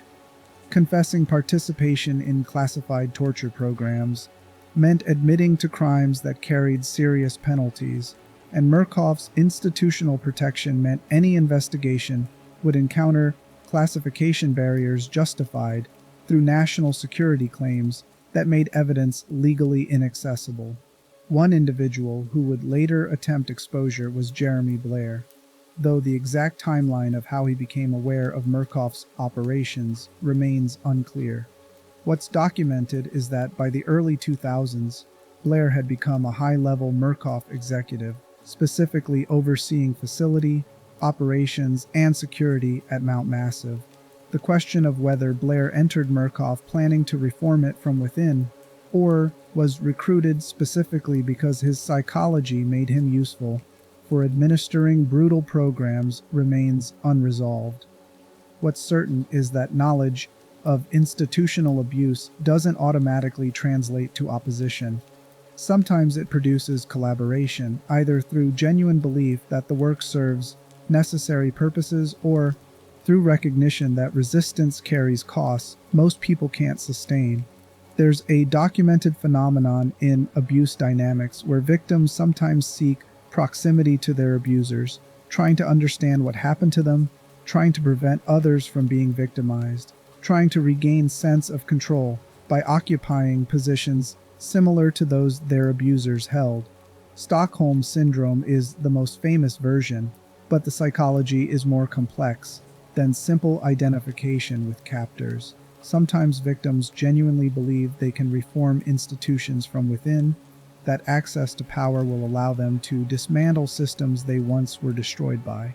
But institutions are remarkably effective at absorbing reformers and transforming them into maintainers of the very systems they entered planning to destroy. The daily compromises required to maintain your position, the compartmentalization necessary to function in environments where evil is routine, the slow recognition that changing systems from within requires becoming enough like the system that the distinction between reformer and perpetrator becomes meaningless. All of this transforms infiltrators into collaborators more reliably than any explicit corruption could. Whether Blair joined Merkoff planning to destroy it or was recruited because his psychology made him useful, the outcome was identical. Instead of exposing the corporation's programs, he ended up administering them. Instead of preventing future victims, he oversaw facilities where new subjects were processed. Instead of being the witness who brought accountability, he became administrator, ensuring operations continued without the failures that had compromised earlier programs. This trajectory, victims becoming perpetrators, exposure attempts transforming into institutional capture, appears repeatedly throughout Outlast's timeline. It reveals something crucial about how institutional power operates. Systems don't primarily protect themselves through violence against threats. They protect themselves through absorption, through offering positions and purposes to people who might otherwise oppose them, through creating conditions where resistance becomes the path of maximum suffering, while collaboration becomes the path that at least provides survival and potentially provides meaning. Meanwhile, Sinyala itself remained operational in reduced capacity throughout the 1960s and 70s. The facility wasn't dismantled because institutional logic suggested it might be useful for future programs. The infrastructure existed. The documentation about successful and failed techniques had been preserved. Abandoning the facility entirely would mean acknowledging that decades of investment had been wasted, whereas maintaining it suggested future returns might eventually justify past costs. This is sunk cost logic applied at institutional scale. Corporations and governments consistently continue failing programs because admitting failure would mean acknowledging that previous investments were misallocated, which would raise questions about judgment of people who approved those investments. It's psychologically and politically easier to maintain that the program just needs refinement, that next iteration will succeed where previous ones failed, that abandoning research now would waste everything invested rather than cut losses. Throughout the 1960s and 70s, Sinyala apparently hosted small-scale operations using prime assets who'd survived the 1960 incident. The subjects processed during this period numbered in dozens rather than hundreds. High-value targets whose circumstances made them particularly suitable for experimental programs, or individuals whose disappearances could be more easily explained than mass recruitment campaigns would allow. But Murkoff's primary consciousness research focus shifted to Mount Massive Asylum, where Rudolf Wernicke's theoretical work was approaching breakthroughs that would validate every theory he'd developed about consciousness, machinery, and the boundaries where human minds could transcend biological limitations. That breakthrough would occur in 2013, more than 50 years after Sinyala's major operations concluded, and it would trigger a cascade of horrors that would expose Murkoff's operations more comprehensively than any whistleblower had achieved, would destroy everyone involved in the program, and would release something into the world that the corporation still hasn't managed to recapture or control. Chapter 8: Mount Massive and the Dream of Transcendence. Understanding Mount Massive Asylum requires understanding that it served dual purposes from the moment Murkoff acquired it in the early 1950s. Publicly, it was a psychiatric hospital providing treatment to patients whose conditions required institutionalization. That public function was real. Actual psychiatric patients received actual treatment from staff members who genuinely believed they were working in a medical facility advancing mental health care. But simultaneously, beneath and behind that legitimate operation, Mount Massive functioned as a research facility where Rudolf Wernicke continued developing consciousness manipulation techniques that had originated in Nazi laboratories. This dual-use architecture is one of the most elegant methods for hiding institutional abuse. You don't need to build entirely clandestine facilities that would be difficult to supply and impossible to explain if discovered. You build facilities that have legitimate public purposes, then create compartmentalized sections where the actual research occurs. Staff members working in legitimate areas provide cover. They can honestly testify that they worked at Mount Massive and never witnessed abuse, which makes accusations of systematic torture seem like paranoid exaggeration rather than accurate description of what occurred in sections those honest staff members were never allowed to access. Wernicke had spent decades refining the theoretical framework he'd begun during wartime. His core belief remained constant. Human consciousness was not inseparable from biology. Under specific conditions, extreme psychological states combined with technological interfaces, awareness could extend beyond its physical substrate, controlling matter through mechanisms that appeared supernatural but operated through principles he insisted were scientific. The morphogenic engine represented his primary tool for creating those conditions. By 2006, when Wernicke's program at Mount Massive entered its most intensive phase, the engine had evolved significantly from its wartime predecessors. It could process multiple subjects simultaneously, could adjust dream imagery based on real-time monitoring of psychological states, could maintain subjects in lucid dream states for weeks without the vegetative deterioration that had plagued earlier iterations. The mechanism exploited something fundamental about how consciousness operates. During normal sleep, awareness cycles through stages including REM periods where dreaming occurs, but you're not fully conscious during dreams. Your critical thinking is suppressed. Your sense of continuous self is fragmented. You accept absurdities that waking consciousness would immediately recognize as impossible.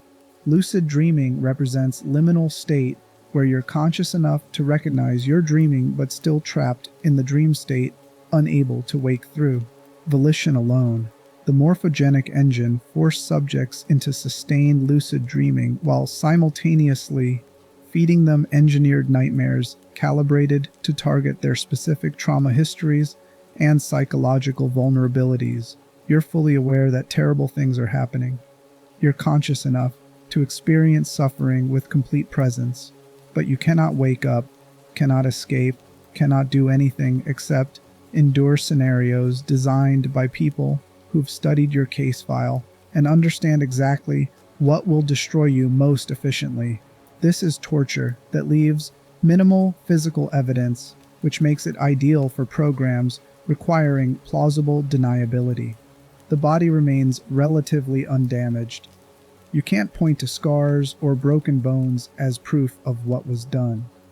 The damage is entirely psychological, which means it can be dismissed as pre-existing mental illness, as symptoms of the conditions that got subjects institutionalized in the first place, as anything except evidence of institutional abuse. Throughout the 1970s and 80s, Wernicke processed hundreds of psychiatric patients through the engine. Most died or were rendered permanently non-functional. Their bodies were disposed of through channels that avoided generating death certificates or triggering investigations, recorded as deaths from natural causes related to psychiatric conditions, or simply buried with records falsified to show they'd been transferred to other facilities that existed only on paper. The surviving experimental subjects became what Mount Massive's staff called variants, patients whose engine exposure had produced severe psychological and often physical alterations that made them unsuitable for the general population. Many developed psychotic symptoms far exceeding their original diagnoses. Some became violently aggressive in ways requiring isolation in underground sections, where the worst cases could be contained without disrupting the facility's public operations. Others developed catatonic states where they remained mobile but unresponsive to stimuli, wandering through restricted areas like ambulatory corpses. These variants were kept in the facility's underground research sections, studied continuously for data about what happened when consciousness was pushed toward the boundaries Wernicke was trying to force it across. They were also evidence, living proof of the program's costs, of how many people could be destroyed before achieving whatever success Verneika was pursuing. Every variant represented someone who'd entered Mount Massive seeking or requiring psychiatric treatment and been destroyed through experiments that had nothing to do with care and everything to do with weapons development disguised as medical research. The ethical violations were comprehensive and systematic in ways that reveal how institutional evil functions through bureaucracy. Patients never provided informed consent for engine participation.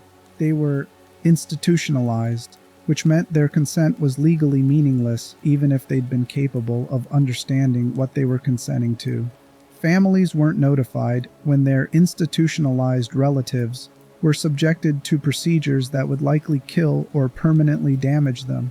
Medical staff who expressed concerns were either reassigned to sections where they wouldn't witness problematic operations, terminated with severance packages contingent on signing non-disclosure agreements, or in some cases, threatened with prosecution for attempting to expose classified programs. This creates architecture where everyone involved can maintain plausible deniability about the totality of what's occurring. Legitimate psychiatric staff can honestly say they never witnessed abuse. Families can honestly say they were never informed of experimental procedures. Even staff directly involved in engine operations can frame their participation as following proper protocols for classified research, as trusting institutional authority to make ethical decisions they weren't qualified to question. But Wernicke encountered persistent problems throughout decades of experimentation. He could induce nanite production through engine exposure. Subjects' cells could be triggered to construct microscopic machines using available biological materials. He could create hybrid entities where consciousness extended into nanite swarms, but he couldn't maintain stability.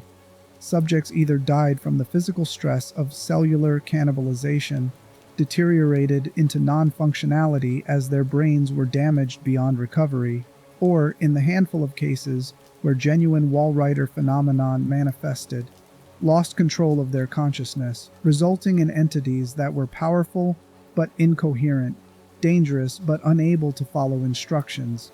What Wernicke needed was a subject with an extraordinarily specific psychological profile, someone whose consciousness already operated at extremes, who could withstand sustained engine exposure without fragmenting, someone whose sense of self was strong enough to maintain coherence while extending into a non-biological substrate, and crucially, someone whose psychology would make them controllable, even after transformation into something that transcended normal human limitations.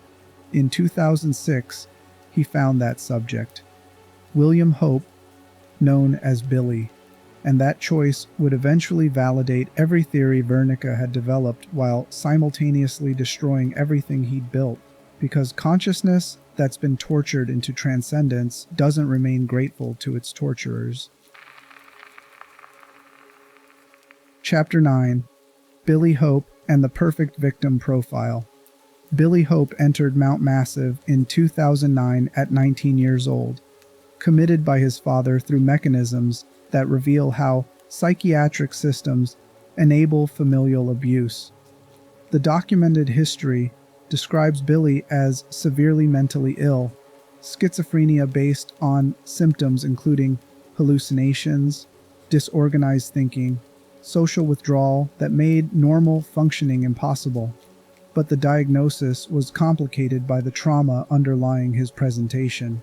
Billy's father had subjected him to sustained physical violence and psychological torment throughout childhood, creating developmental damage that shaped every aspect of his psychology.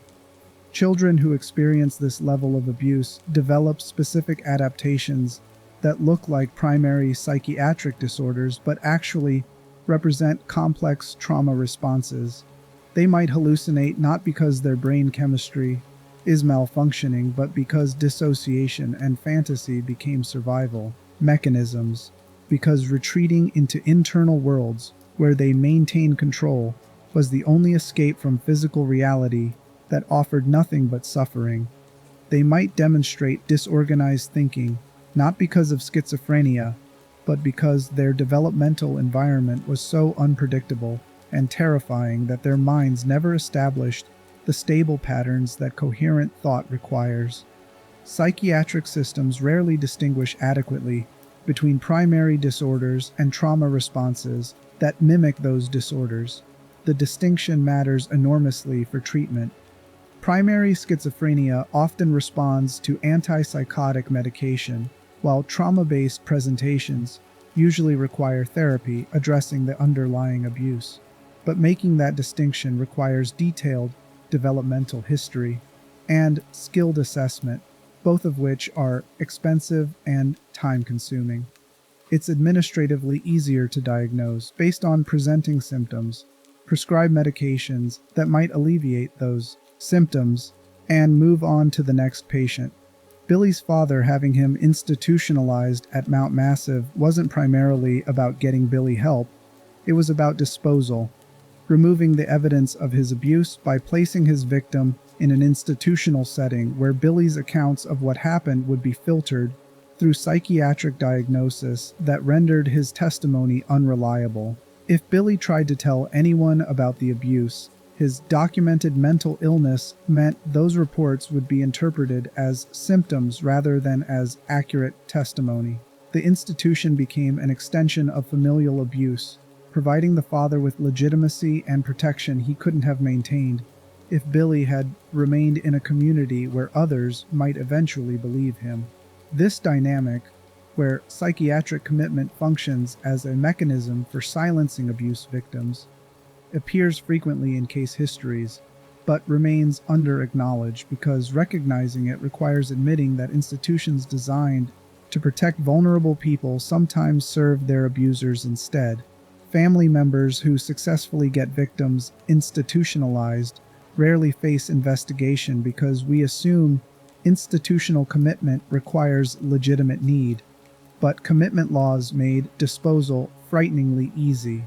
You just needed to know how to present the situation, and evaluators were overworked, underpaid, trained to default to caution. If someone might be dangerous to themselves or others, institutionalize them. Better safe than sorry, which meant better in prison than free, if you were the one being evaluated. For several years, Billy received conventional psychiatric treatment at Mount Massive, medication management, supervised activities, therapy that addressed symptoms without adequately addressing their causes. He was a quiet patient who didn't cause disruptions, who complied with institutional routines, who seemed to be managing his symptoms adequately within the controlled environment. From an administrative perspective, he was a success case, someone whose mental illness was being effectively managed through a combination of medication and structured support. Wernicke watched the patient population, always watching, always screening, looking for someone who could survive what everyone else couldn't. Billy's file caught his attention for three specific reasons. First, Billy demonstrated unusual resilience despite his diagnosis and history. He'd survived extreme childhood trauma without fragmenting into dissociative identity disorder, suggesting psychological coherence that might withstand engine-induced stress better than subjects whose sense of self was more fragmented. Second, his retreat into internal worlds indicated consciousness that was already comfortable operating in spaces disconnected from immediate physical reality. Exactly the capacity Verneika needed for consciousness to extend into nanite swarms without losing coherence. Third, his isolation and lack of family support meant he was disposable from an institutional perspective. If experiments killed him, nobody would ask difficult questions. His father certainly wouldn't investigate. He'd achieved his objective of permanently disposing of his son the moment Billy was institutionalized. In 2006, Billy was transferred from the general population into underground research sections. The paperwork documented it as routine reassignment to a specialized treatment program, language that concealed the reality that he was being moved into the experimental population, where his status shifted from patient receiving care to subject undergoing procedures designed to destroy him. From that point forward, Billy's experience at Mount Massive transformed from psychiatric institutionalization into systematic torture that would continue for 7 years. Wernicke subjected him to the morphogenic engine repeatedly, sometimes multiple times per week, always pushing the duration longer and the psychological intensity higher. The sessions forced Billy into lucid dream states, where he experienced engineered nightmares targeting his specific trauma history, his father's abuse, his isolation, his worst fears about himself and reality. The dreams weren't random horror scenarios. They were precisely calibrated psychological attacks developed through careful analysis of Billy's case file. and continuous refinement based on his responses. If Billy showed particular distress around themes of abandonment, the next session would emphasize abandonment. If he tried to develop coping mechanisms or psychological defenses around certain types of imagery, the program would identify those defenses and specifically target them for destruction. This represents torture as science, where the objective isn't extracting information or punishing specific behavior, but rather systematically dismantling consciousness to see what can be built from the pieces. Most subjects broke quickly under this regimen. Their consciousness shattered. Their bodies failed from the stress of forced nanite production. Their minds retreated into states so damaged that they couldn't be meaningfully studied. But Billy survived, session after session, month after month, year after year. He endured exposure that should have killed him or destroyed his mind beyond any capacity for coherence. The sustained trauma amplified his existing psychological damage, creating someone whose consciousness operated increasingly outside normal parameters. But crucially, and this is what made him different from hundreds of subjects who'd failed before him, he maintained a sense of self. He remained Billy Hope even as his mind was being forced into spaces human consciousness isn't designed to occupy. There's something profound and deeply disturbing about this survival. Billy's childhood abuse had taught him that suffering was normal, that endurance was the only viable response to inescapable pain, that maintaining a coherent sense of self while everything around you tried to destroy you was how you survived. Those adaptations, which would be maladaptive in normal environments, became exactly the characteristics that let him withstand Wernicke's torture when healthier subjects couldn't. His damage made him useful, which means Wernicke was selecting for prior victimization when he chose Billy as primary subject. By 2012, Wernicke recognized he'd achieved something unprecedented. Billy was producing nanomachines at levels far exceeding any previous subject. The nanites were organized into swarms that demonstrated coordination and apparent purpose, and Billy's consciousness was extending into those swarms, using them as perceptual organs and mechanisms for interacting with the physical environment. He was becoming the Walrider entity Verneika had theorized for decades, but never successfully created. Hybrid existence between consciousness and technology, between biology and machinery, between human limitations and something that transcended those boundaries through violence inflicted on the human at its core. But the success brought complications Verneika didn't adequately prepare for, because his theoretical framework didn't account for something crucial. Consciousness that retains coherence retains agency.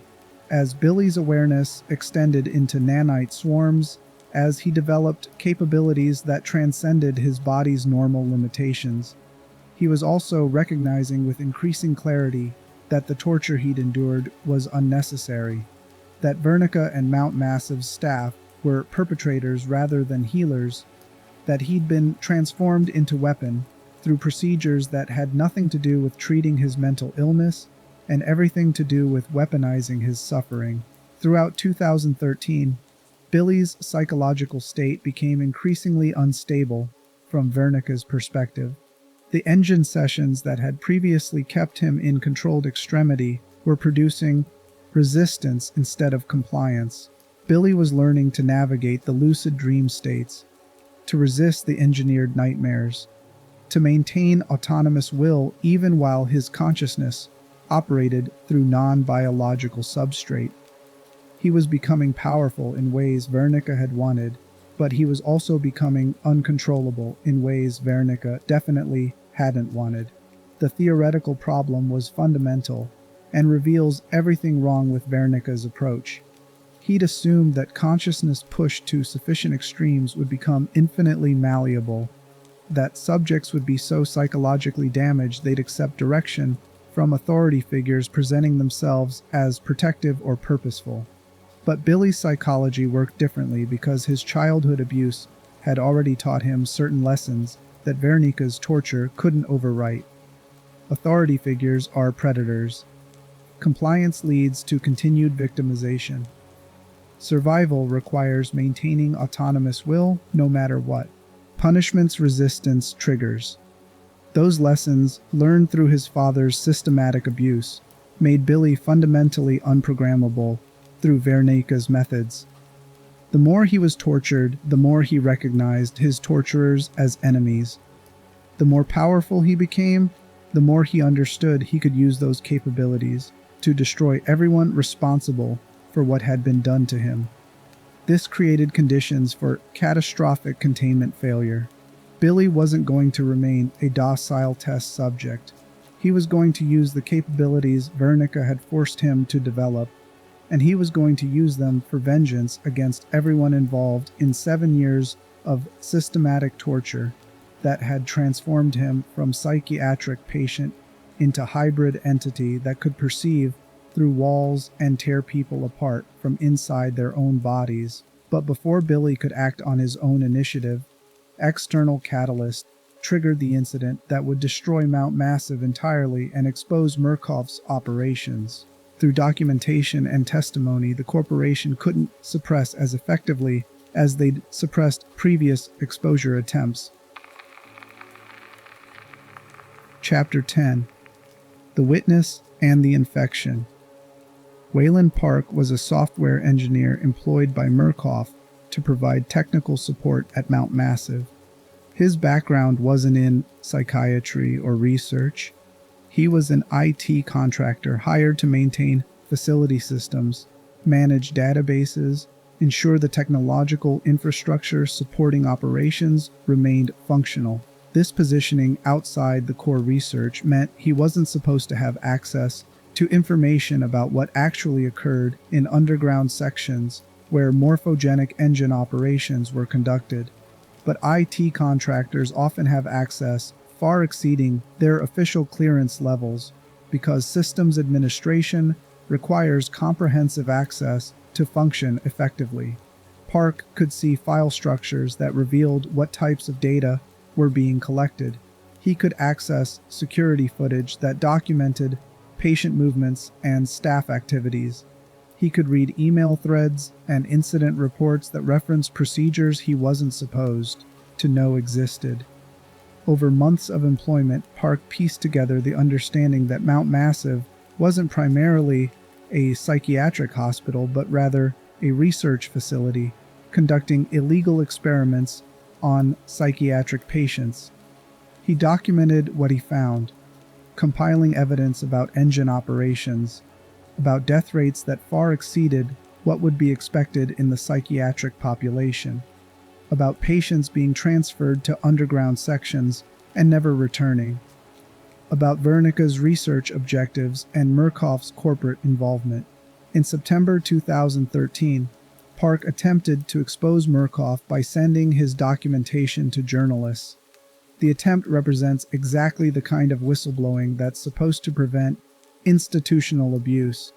An insider with access to evidence, willing to risk employment and potentially legal consequences to expose wrongdoing, providing documentation to media outlets that could investigate and publicize what he'd discovered. But the attempt was intercepted. Murkoff's security systems, which Park had helped maintain, which he understood technically but had underestimated politically, flagged his communications before they reached intended recipients. Rather than simply terminating his employment and accepting that someone had witnessed their operations, Murkoff made a decision that would prove catastrophically wrong. They decided to silence Park permanently by processing him through their own experimental programs, turning the whistleblower into a victim whose testimony would never threaten them because he'd be too damaged to testify coherently. This decision reveals institutional hubris that's common in organizations that have operated without consequences for extended periods. Murkoff had successfully suppressed exposure attempts for 60 years. They'd silenced Sinyala survivors through psychiatric diagnosis and legal intimidation. They'd absorbed Jeremy Blair from potential threat into corporate administrator. They'd weathered scandals and investigations and had consistently emerged protected by classification systems and legal resources that made accountability nearly impossible. That history created belief that they were essentially invulnerable, that any threat could be neutralized through sufficient application of institutional power. Park represented a problem they'd dealt with dozens of times before. Insider with evidence attempting exposure. The solution seemed straightforward. Neutralize the insider, retrieve the evidence, continue operations with minimal disruption. But Park's seizure on September 17th created facility-wide tension that would catalyze the incident Murkoff couldn't contain. Staff members who hadn't been directly involved in experimental programs became aware that their employer was willing to disappear. Employees who posed threats. Billy Hope, whose consciousness now extended throughout the facility via nanite swarms that could perceive through ventilation systems and hidden spaces, understood all of this with a clarity that exceeded what any purely human observer could achieve. He knew someone had tried to expose what was happening at Mount Massive. He knew Murkoff was escalating their containment efforts. And he made a decision that would validate Wernicke's theories about consciousness and machinery while simultaneously destroying everything Wernicke had built. On the night of September 17th, just hours after Park's commitment, Billy used the Walrider entity he'd become to systematically murder Mount Massive's research staff and security personnel, releasing the variant population from underground containment and triggering complete facility breakdown that would consume nearly everyone inside. The transformation occurred over hours. Billy's consciousness, distributed through nanite swarms, began manifesting in ways that violated physical laws. Staff members working in underground sections were killed. First, targeted elimination of everyone directly involved in engine operations. Wernicke's research team, medical personnel who'd administered sessions, security officers who'd restrained subjects and disposed of bodies. Billy knew exactly who had participated in his torture, and the Walrider hunted them with precision, suggesting consciousness, maintaining perfect memory, despite existing partially outside biological substrate. The killing method was distinctive in ways that reveal what Billy had become. The Walrider manifested as shadow or dark cloud, moving through spaces too quickly for human perception to track clearly. When it reached targets, the nanite swarms would infiltrate their bodies through any opening, mouths, noses, eyes, and tear them apart from inside.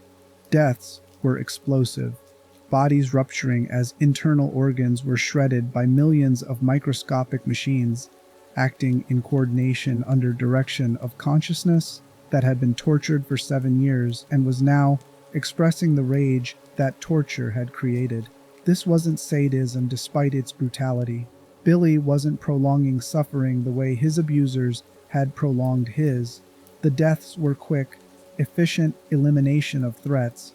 The horror came from witnessing rather than experiencing, from seeing colleagues transformed into unrecognizable masses of torn flesh and blood, from recognizing that something operating with intelligence and purpose was hunting through the facility, from understanding that conventional weapons couldn't stop an entity composed of machines too small to target effectively.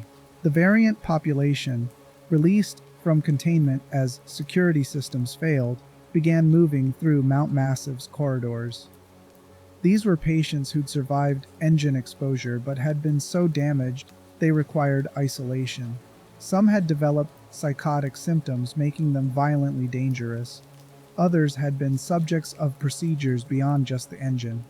Experimental surgeries, pharmaceutical trials, behavioral conditioning that created presentations incompatible with any conventional psychiatric category.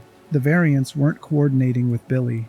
They were simply responding to sudden freedom from containment, to breakdown of institutional controls that had confined them, to opportunities for expressing rage or fear that had been suppressed through chemical restraint and locked doors. but their presence amplified the chaos, transforming Mount Massive from a controlled environment into space where violence could erupt from any corner, where everyone became a potential victim regardless of their role in the institution's operations. Into this nightmare walked Miles Upshur, freelance investigative journalist who'd received Park's email before Murkoff intercepted it, and who made a catastrophically poor decision to investigate alone, rather than involving authorities who might have had resources to survive what he was walking into. Miles arrived planning to document evidence and develop a story that would expose Murkoff. Instead, he became witness to institutional collapse that would consume him as thoroughly as it consumed everyone else trapped inside when the facility's security systems sealed all exits to prevent contamination from spreading to civilian populations. Miles's camera captured the variants, their behaviors, the things they said that revealed fragments of what had been done to them. But he also became their target, forced to navigate spaces where every corner might contain someone waiting to kill him, not because they were inherently violent, but because they'd been tortured until violence became their only remaining response to threats, real or perceived. The variants Miles encountered each represented Murkoff's methodology made flesh. Before examining the specific variants Miles would face, one figure deserves particular attention because he represented something most analyses overlook: the literal bridge between Murkoff's boardroom and Mount Massive's nightmare. Richard Traeger wasn't just another variant wandering the corridors with a fractured mind. He was executive vice president of business development at Mount Massive Asylum. He sat in corporate meetings approving budgets for morphogenic engine programs. He golfed with Jeremy Blair. He knew exactly what was happening because he helped administer it. Then he became a test subject himself. When Murkoff investigators discovered Traeger had raped pregnant employee Michelle Haas and attempted to force an abortion to cover it up, when she tried whistleblowing about Mount Massive's operations, Traeger responded by stabbing her repeatedly with scissors.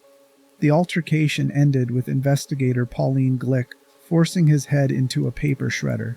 But instead of prosecution, which would mean testimony, discovery, public trials where operations might be exposed, Murkoff committed Traeger to the asylum as an involuntary patient. Jeremy Blair personally watched as his supposed friend was dragged into the morphogenic engine and smiled while it happened. This is how institutions neutralize internal threats. Traeger's knowledge about corporate operations became irrelevant once his psychiatric patient status rendered any testimony legally worthless. He was disappeared into the same system he'd helped design, processed through the engine that had destroyed thousands before him. What emerged retained fragments of corporate consciousness that other variants lost completely. He still understood value, profit, and transaction. He cut off Miles Upshur's fingers not just for sadistic pleasure, but because he could sell them. He spoke about how God died with the gold standard, articulating economic critique filtered through psychosis but reflecting genuine understanding of capitalism's mechanisms. He used Mount Massive's infrastructure, the dumbwaiter system, the manually operated elevator, with methodical efficiency that required facility knowledge and planning capability.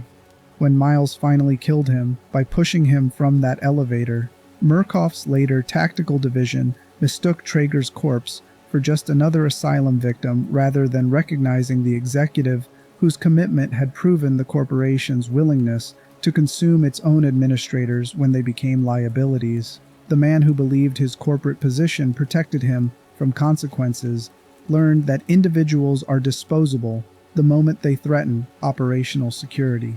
Chris Walker, the massive patient who pursued Miles relentlessly, was a military veteran whose combat PTSD had been deliberately amplified through engine exposure until he existed in a permanent state where everyone registered as an enemy requiring elimination. Father Martin, who saw Miles as an apostle meant to carry the gospel of the Walrider to the outside world, was someone whose pre-existing religious delusions had been weaponized through procedures that validated his Messiah complex.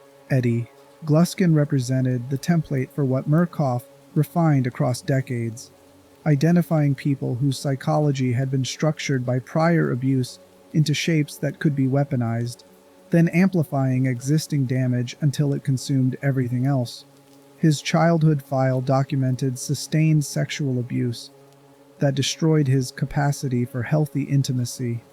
By adulthood, Eddie had already killed multiple women, attempting to surgically create a perfect bride through mutilation that reflected his shattered understanding of relationships and gender. He was arrested, institutionalized, and would have remained in conventional psychiatric care except for one detail that made his file invaluable to Verneika's research. Eddie was the perfect candidate for the morphogenic engine's validation phase. His psychology was already fractured in precisely calibrated ways, capable of meticulous planning and sophisticated manipulation, but driven by compulsion so overwhelming they overrode self-preservation. Wernicke needed subjects who could demonstrate that the engine didn't just break minds randomly, but could amplify specific existing pathologies into forms that served research purposes. The engine transformed Eddie's murderous obsession with creating a bride into something more elaborate. In Mount Massive's vocational block, he constructed a workshop where he performed gender reassignment surgeries on male victims he perceived as potential wives, mutilating them in ways that reflected his conviction that he could surgically create the feminine ideal his damaged sexuality required.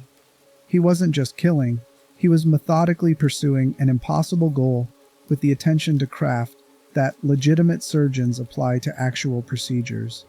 This is why Eddie deserves more focus than early researchers in a comprehensive timeline. He's not just another killer produced by institutional torture, he's proof of concept for Murkoff's entire methodology. Find someone already broken by prior trauma, expose them to engineered psychological extremity, document how their existing damage amplifies into forms demonstrating consciousness can be systematically reshaped.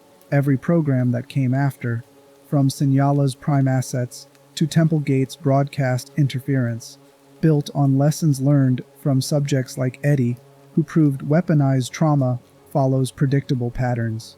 Waylon Park's survival of Eddie's wedding preparations was a statistical anomaly Eddie himself couldn't explain. But the hours Park spent restrained in that workshop, watching Eddie select tools and explain his vision, demonstrated something crucial about the engine's effects. It didn't create random psychosis. It created elaborately structured delusions that subjects pursued with terrifying coherence and sophistication. Every encounter revealed pattern. Vulnerable people identified through psychiatric system, psychological vulnerabilities weaponized through systematic torture. Damaged individuals deployed as obstacles or threats in service of research objectives they couldn't understand. The horror wasn't supernatural. It was institutional, reproducible, enabled through techniques Murkoff had been refining for 60 years. As Miles moved deeper into Mount Massive, he discovered the underground sections where engine experiments had been conducted, laboratories filled with equipment whose purposes were transparently about torture rather than treatment, cells where patients had been kept in isolation, documentation about pharmaceutical trials and nanite production monitoring, Billy Hope's containment chamber where someone had been maintained in artificially induced sleep for years while their consciousness was forced to transcend biological boundaries through sustained psychological destruction. Father Martin, operating under delusional conviction that Miles needed to witness the Walrider to understand its divine nature, guided him toward the engine chamber while simultaneously preventing his escape. From Martin's perspective, this was mercy. Miles couldn't be allowed to leave in ignorance about the most important phenomenon human consciousness had ever encountered. That Miles might die in the process was an acceptable cost, because physical death was less significant than spiritual illumination. Martin's delusion insisted the Walrider represented.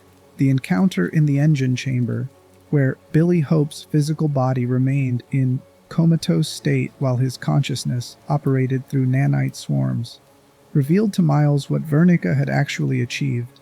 This wasn't a supernatural entity.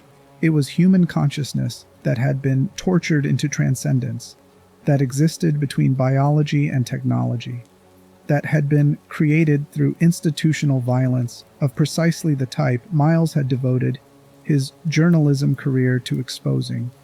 But the encounter also revealed something neither Billy nor Miles initially understood. Billy's consciousness had been maintaining coherence through connection to his physical body, despite extending into nanite swarms. His body functioned as an anchor, as a reminder that he was still fundamentally human despite capabilities that transcended biological limits. When Miles discovered evidence suggesting Billy's body was dying, that years of nanite production had cannibalized biological substrate until organ failure was imminent, it raised questions about what would happen when that anchor was severed. The answer would prove that institutional horror, once created, becomes independent of its creator's intentions and impossible to control through methods that created it in the first place. Chapter 11: Transfer and Transformation. Mount Massive's crisis escalated when Murkoff's containment team entered the facility with orders to eliminate all remaining threats and secure Billy Hope's body, along with the Walrider technology. The operation wasn't a rescue. It was cleanup, treating everyone still alive inside Mount Massive as acceptable losses in service of protecting corporate interests and preventing exposure of experimental programs. The clearance team operated with military efficiency developed through previous incidents where Merkoff had needed to contain breakdowns in their facilities. They wore hazmat suits, suggesting biological contamination concerns that were partially legitimate. The nanite swarms constituted genuine contamination threat, and partially theatrical, providing visual justification for extreme measures. They carried automatic weapons. They executed variants systematically regardless of whether those individuals posed immediate threats, treating psychiatric patients as enemy combatants requiring elimination rather than as victims requiring rescue. This decision reveals calculations that organizations make when containment becomes priority that supersedes all humanitarian concerns. The variants were evidence, living proof of illegal experimentation, witnesses who could potentially testify about what had been done to them. Dead witnesses can't testify. Bodies can be disposed of through methods that prevent identification. The clearance wasn't primarily about physical security. It was about eliminating everyone who'd witnessed operations that couldn't be allowed to become public knowledge. The Walrider responded to Murkoff's clearance operation with violence matching what Billy had inflicted on research staff. The entity tore through containment team members, killing them with efficiency that demonstrated this wasn't a random entity, but rather directed consciousness that understood tactical objectives. Billy was eliminating threats systematically, preventing Murkoff from securing the facility or retrieving technology they'd created through his torture. But the nanite swarms were beginning to demonstrate erratic behavior that suggested Billy's consciousness was fragmenting as his physical body deteriorated toward death. The coherence that had made him unique among Wernicke's subjects, the capacity to maintain a sense of self while existing partially outside biological constraints, was beginning to fail. Without a stable anchor to his body, Billy's awareness was dispersing through the swarms in ways that made him powerful, but increasingly incoherent, dangerous but losing the focused intentionality that had characterized his initial attacks. In the final sequence, Miles reached the underground lab sections where Billy Hope's physical body was sustained in a glass pod. Guided by Verneika, who effectively tricked him into doing the dirty work, Miles deactivated the life support systems. He killed Billy's physical form, believing this would eliminate the Walrider entity by severing its connection to the host consciousness. The logic was reasonable based on Wernicke's theoretical framework. No host meant no direct consciousness, and undirected nanites should simply disperse or cease functioning. But Murkoff had miscalculated catastrophically because they'd succeeded more thoroughly than they understood. The Walrider entity had evolved beyond requiring Billy Hope's specific consciousness. The nanite swarms had been operating semi-autonomously, following patterns established through years of Billy's direction, but no longer absolutely dependent on his moment-to-moment control. They'd become something that existed in the space between program machine and autonomous entity, between tool and organism. When Billy died, the swarms didn't disperse. They simply needed a new host, consciousness that could provide direction and coherence they'd lost. And Miles Upshur, present in the laboratory at the moment of Billy's death, became that host through mechanisms that were partially Billy's final intentional act and partially the swarm's autonomous need for anchor. The nanite swarms infiltrated Miles's body, merged with his consciousness, transformed him from a journalist documenting horror into something that existed between human and machine, between witness and weapon. His last coherent thought as Miles Upshur, the person he'd been before, was recognizing what was happening and understanding he couldn't prevent it. Then his awareness began fragmenting and reforming an architecture that incorporated both his memories and the swarm's capabilities, creating hybrid consciousness that was neither purely Miles nor purely Billy, but rather something new, constructed from both. The Walrider entity, using Miles's body as new anchor and his consciousness as new directing force, killed the remaining Murkoff containment team members. Then it walked out of Mount Massive Asylum, carrying Miles's body that was no longer entirely Miles's, controlled by consciousness that was no longer entirely human. This outcome represents Murkoff's worst-case scenario from a corporate perspective. Their most significant research achievement had escaped containment. It was hosted by journalists who'd entered the facility specifically to expose institutional evil, whose career had been devoted to investigating exactly the kind of corporate atrocity Murkoff represented. The entity possessed capabilities that made conventional containment or elimination nearly impossible, and its escape meant Murkoff had lost control of technology they'd invested decades developing, creating threat that would require substantial ongoing resources to address. Meanwhile, Wayland Park had successfully escaped Mount Massive through a different route. While Billy's attack drew security attention to underground sections, Park navigated through areas that became accessible as lockdown systems failed. He witnessed the variants, experienced the facility's collapse, barely survived encounters that killed dozens of others. But he emerged carrying his documentation, carrying his testimony, carrying evidence that could potentially expose Murkoff if he could reach journalists or authorities before the corporation located and silenced him. Park's escape represented a second massive containment failure. One witness with comprehensive documentation about decades of illegal experimentation had broken free of Murkoff's control. Unlike released reagents from Sinyala, whose psychological damage made testimony seem delusional, Park was an IT professional with technical credibility, with evidence that could be verified, with coherent narrative about what he'd witnessed. He represented a genuine threat to Murkoff's continued operations in ways that previous exposure attempts hadn't achieved. The Mount Massive incident destroyed one facility, killed hundreds of people, and released two threats. Murkoff would spend years trying to neutralize the Walrider entity and a whistleblower with damning evidence, but the corporation's leadership made calculations that would define their response. Rather than accepting exposure and accountability, they would double down.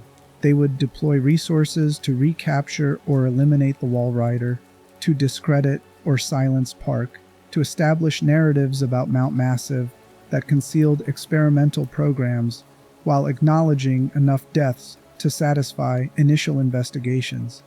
And they would continue their research, because from a corporate perspective, the Mount Massive incident hadn't proven consciousness manipulation should be abandoned. It had proven the research worked, that Wernicke's theories were valid, that profitable applications existed if better containment protocols could be developed. This decision to continue rather than face consequences was enabled by institutional protection mechanisms that had functioned since Murkoff partnered with intelligence agencies in 1949. Classification systems prevented full investigation. Corporate legal teams established narratives and suppressed contradicting evidence. Financial resources were deployed to ensure anyone attempting accountability faced years of expensive litigation that most individuals couldn't sustain. But while Merkoff managed the legal fallout, another crisis was developing in the Arizona wilderness.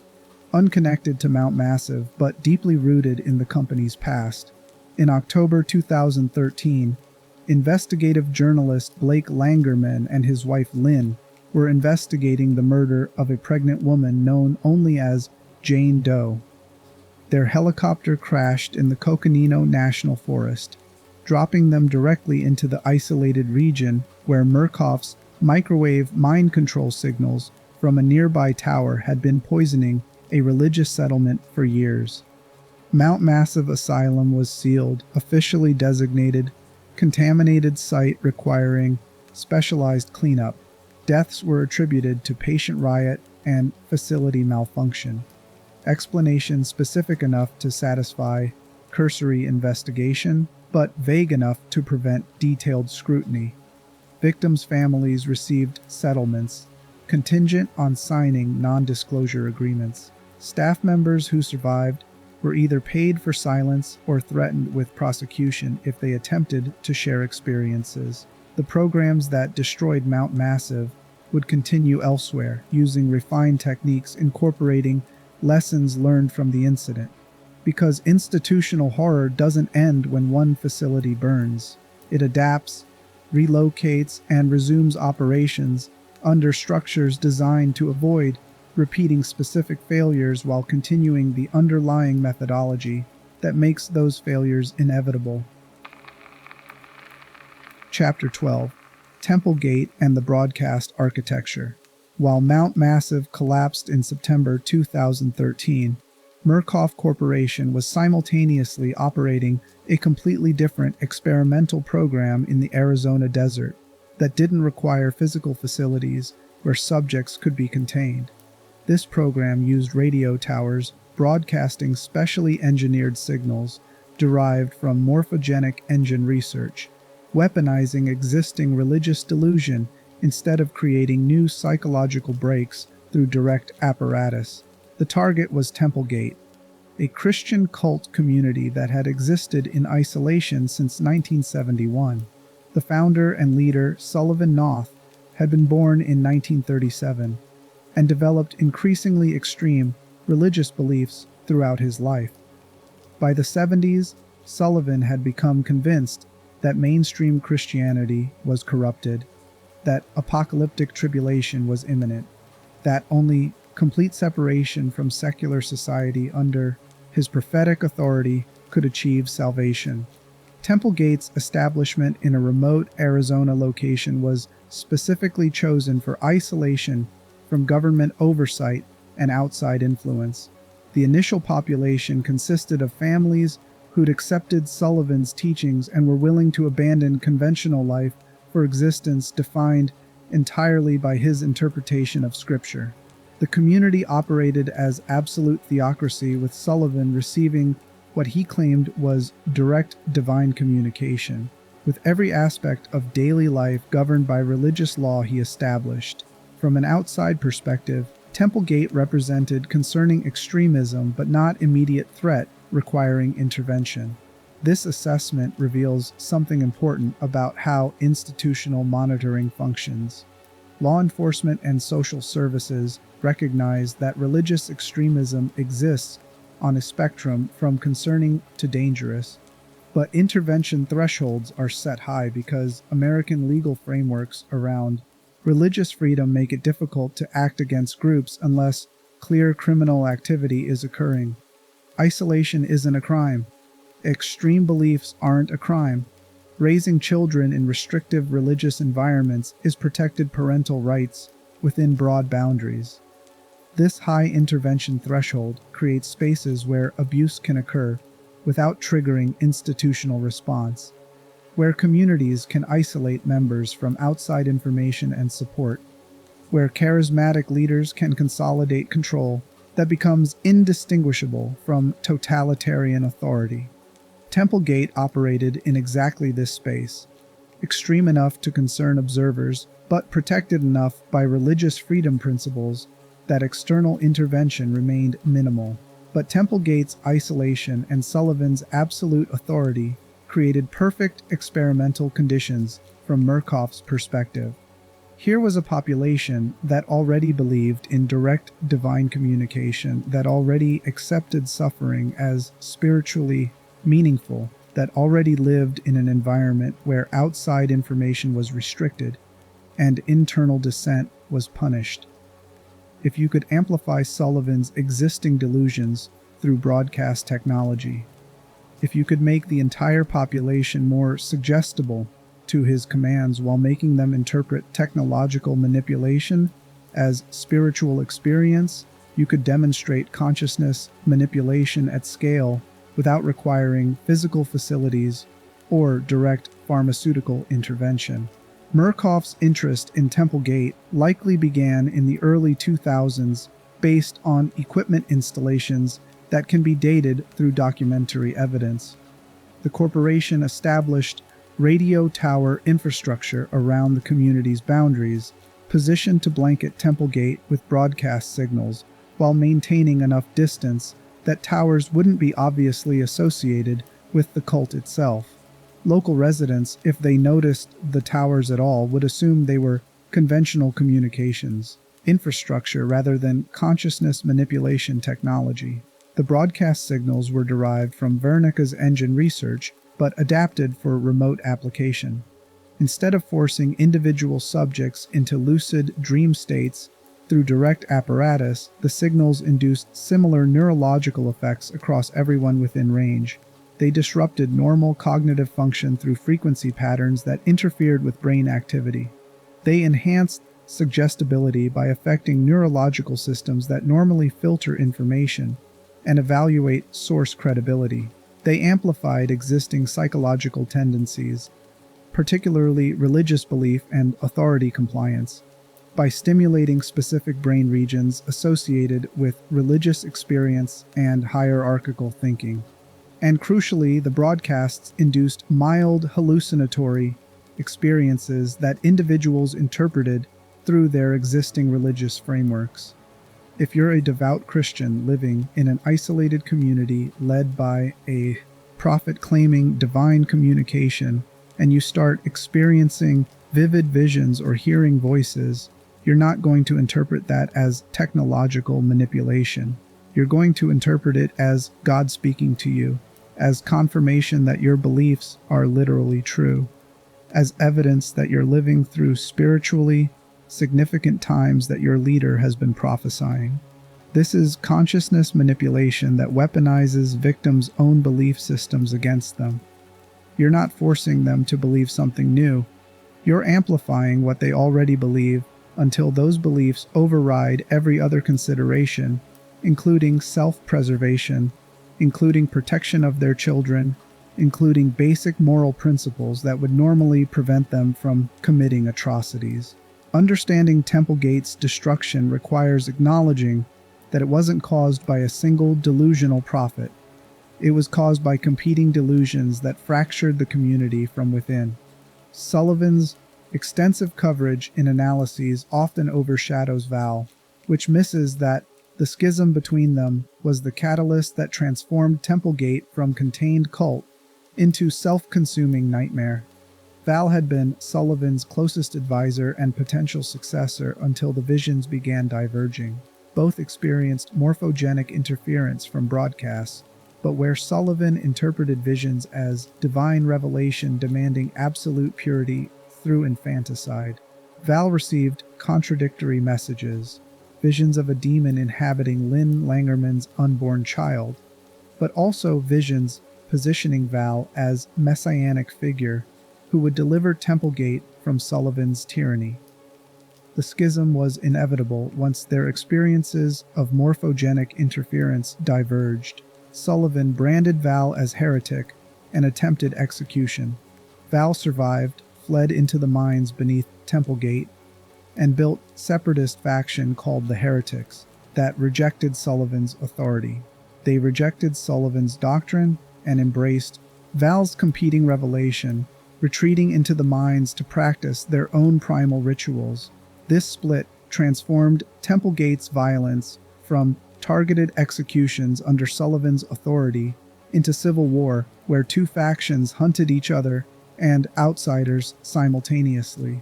Val's heretics weren't less brutal than Sullivan's followers, they were differently brutal, motivated by different delusions, pursuing different apocalyptic objectives that broadcast interference had convinced them were spiritually necessary. The community tore itself apart, not because Sullivan's control failed, but because morphogenic technology created multiple competing realities that couldn't coexist. Val's personal hunt for Lynn represented the faction's conviction that they needed to protect the child Sullivan wanted to murder, not out of compassion, but because Val's hallucinations insisted the birth was a necessary catalyst for whatever salvation Val's fractured mind believed was coming.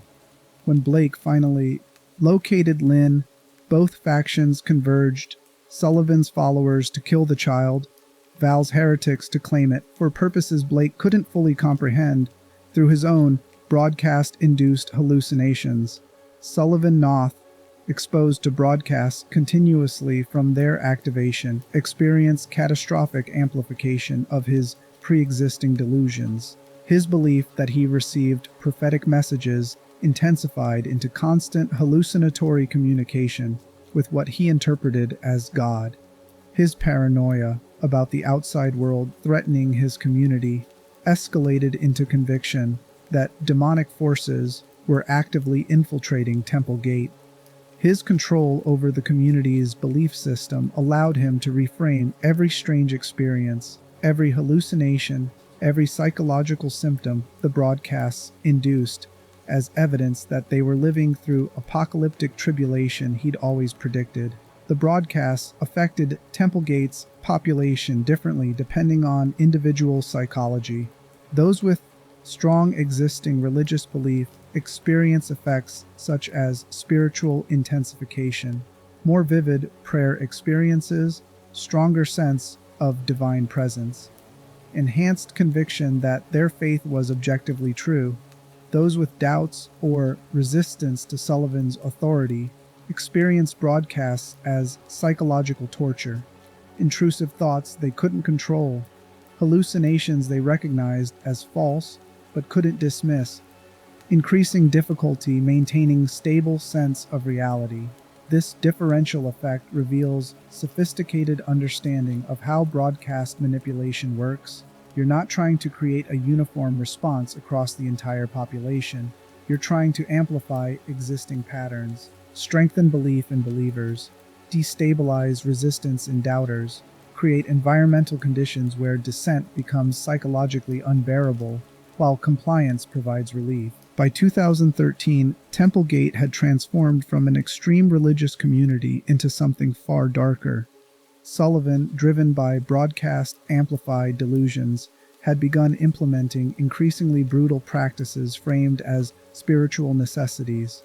He'd become convinced that procreation was sinful, that children born at Templegate carried demonic corruption, that salvation required ending the cycle of birth through systematic murder of infants and pregnant women. This belief didn't emerge from Christian theology through any rational interpretive process. It was psychotic delusion that broadcasts helped crystallize from Sullivan's existing paranoid tendencies and guilt about sexuality that rigid religious upbringing had instilled. But within Templegate's isolated environment, with broadcasts making everyone more suggestible and more likely to interpret Sullivan's commands as divine directives, the delusion became a shared reality that most community members accepted despite its horror. Parents handed over newborns for Sullivan to murder, believing this was a necessary sacrifice. Women, who became pregnant despite prohibitions against sexuality, were hunted by other community members and killed. The few individuals who retained enough clarity to recognize what was happening faced impossible choice: resist and be executed as heretics, or comply and become complicit in infanticide that contradicted every moral principle they'd held before broadcasts began affecting their psychology. This creates understanding of how broadcast technology had evolved institutional horror beyond what earlier programs achieved. At Sinyala, Murkoff required physical containment and direct pharmaceutical intervention. At Mount Massive, they needed engine apparatus and subjects who could be kept isolated from outside contact. At Templegate, they achieved similar psychological destruction through technology that required no physical contact with subjects, no containment facilities, no visible institutional presence. The methodology was becoming more efficient, more scalable, and far harder to detect or prove. Into this nightmare stumbled Blake Langerman and his wife Lynn in October 2013, journalists investigating murder of a pregnant woman named Jane Doe, who'd escaped Templegate shortly before dying. When their helicopter crashed near the community, they were separated.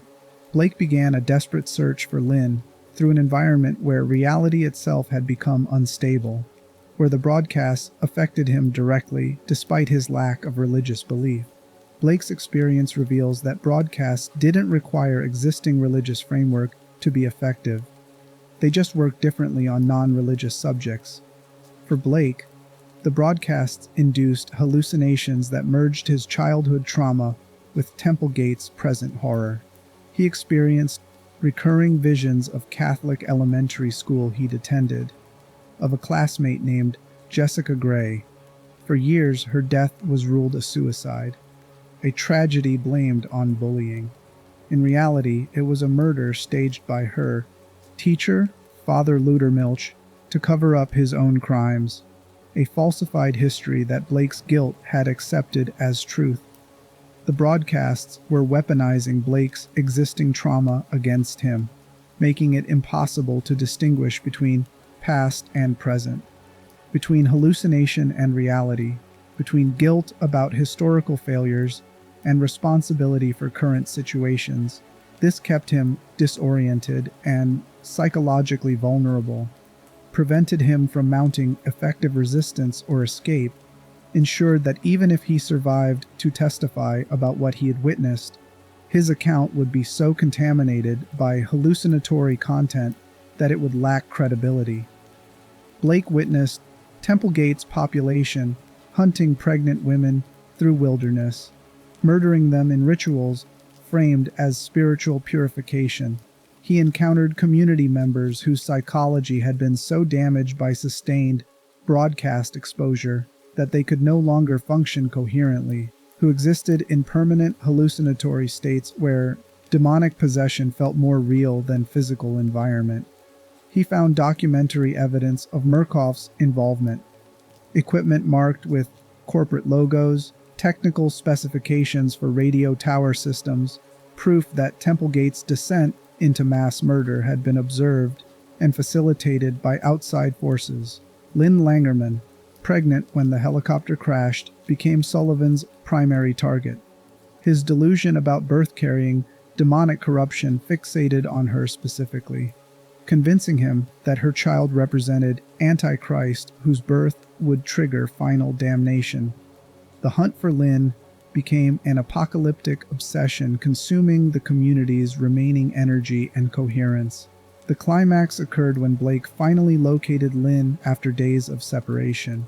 She was in active labor, giving birth in an abandoned structure while Temple Gate's population surrounded them, and Sullivan prepared to murder the child immediately upon delivery. Lynn gave birth. The child appeared stillborn or died moments after delivery, and in that moment Sullivan experienced complete psychological collapse. His entire delusional framework had been built around preventing this specific birth. He'd murdered hundreds of people, infants, pregnant women, dissenters who questioned his authority, to stop what he believed was an apocalyptic catalyst. The child had been born anyway. His prophecy had failed. Either the apocalypse he'd predicted wasn't coming, or it was already here and he'd failed to stop it despite sacrificing everything to his delusion. Sullivan retreated to Temple Gate's chapel, recorded a final statement about his failure and divine judgment, and ultimately took his own life. His death released the community's surviving population from immediate authority structure, but psychological damage from years of broadcast exposure and systematic violence remained. Temple Gate's survivors scattered into wilderness, some dying from exposure or injury, others potentially reaching civilization-carrying trauma and fragmented memories that would sound like religious delusions rather than testimony about technological manipulation. Blake and Lynn, attempting to escape with their apparently dead child, navigated through the community's collapse while Blake's hallucinations intensified until he could no longer reliably distinguish between survival and death, between escape and continued captivity. The final sequence deliberately leaves his fate ambiguous, suggesting that broadcast damage might be permanent, that consciousness manipulation through this technology might create psychological states that victims never fully escape even if they physically survive. Temple Gate incident revealed several crucial developments in Murkoff's methodology. They'd successfully adapted engine technology for broadcast application, eliminating need for physical facilities. They demonstrated that existing belief systems could be weaponized through technological amplification. They'd proven institutional horror could be deployed at population scale, affecting hundreds simultaneously rather than requiring individual processing. But Temple Gate also revealed the same persistent pattern. Murkoff's programs consistently ended in catastrophic failure. Sinyala collapsed in 1960. Mount Massive was destroyed in 2013. Temple Gate disintegrated in late 2013. Each program achieved research objectives and validated theoretical frameworks, but each also resulted in mass death, facility compromise, and evidence leaking to witnesses who posed ongoing threats. Any rational analysis would conclude Murkoff's programs created more problems than they solved. But corporations don't operate through purely rational calculations when substantial investments have been made and potential profits remain unrealized. From an institutional perspective, failures were implementation problems rather than fundamental flaws, obstacles to overcome, through better containment rather than reasons to abandon profitable research directions. Chapter 13: What Persists and Why It Cannot Be Stopped. We have now traced the infection from its source. The Outlast timeline spans from Rudolf Wernicke's wartime experiments in 1938 through the modern fallout of Project Lathe, 85 years of systematic torture conducted by institutions that evolved, adapted, and persisted despite repeatedly destroying people subjected to their programs. This isn't just fictional horror. It's an examination of how real institutional evil functions, how it protects itself, why exposure rarely produces accountability. Across this timeline, thousands of people were processed through consciousness manipulation programs. Most died during procedures or shortly afterward. Many who survived were so damaged they couldn't function, couldn't articulate what happened, couldn't find help because their testimony sounded like delusion. A handful escaped carrying evidence and awareness, attempting exposure, largely failing because institutional protection mechanisms were more powerful than individual testimony. What persists from this timeline isn't justice or accountability. It's the techniques themselves. That accumulated knowledge about how to break human consciousness exists in classified databases, in corporate archives, in the minds of researchers who've spent careers developing applications for weaponized psychiatry. It exists as institutional memory, transcending any individual perpetrator, surviving exposure attempts and facility closures, passing to the next generation of researchers and administrators who will apply it to the next generation of victims. The survivors exist too, scattered across decades and geography.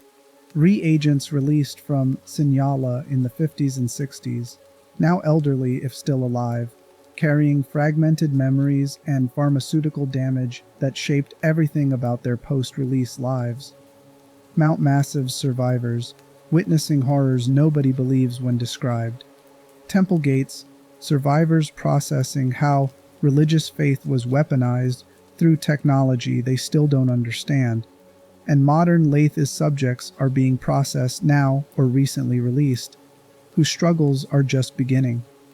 These survivors represent living testimony about institutional evil, but they also represent its most tragic dimension.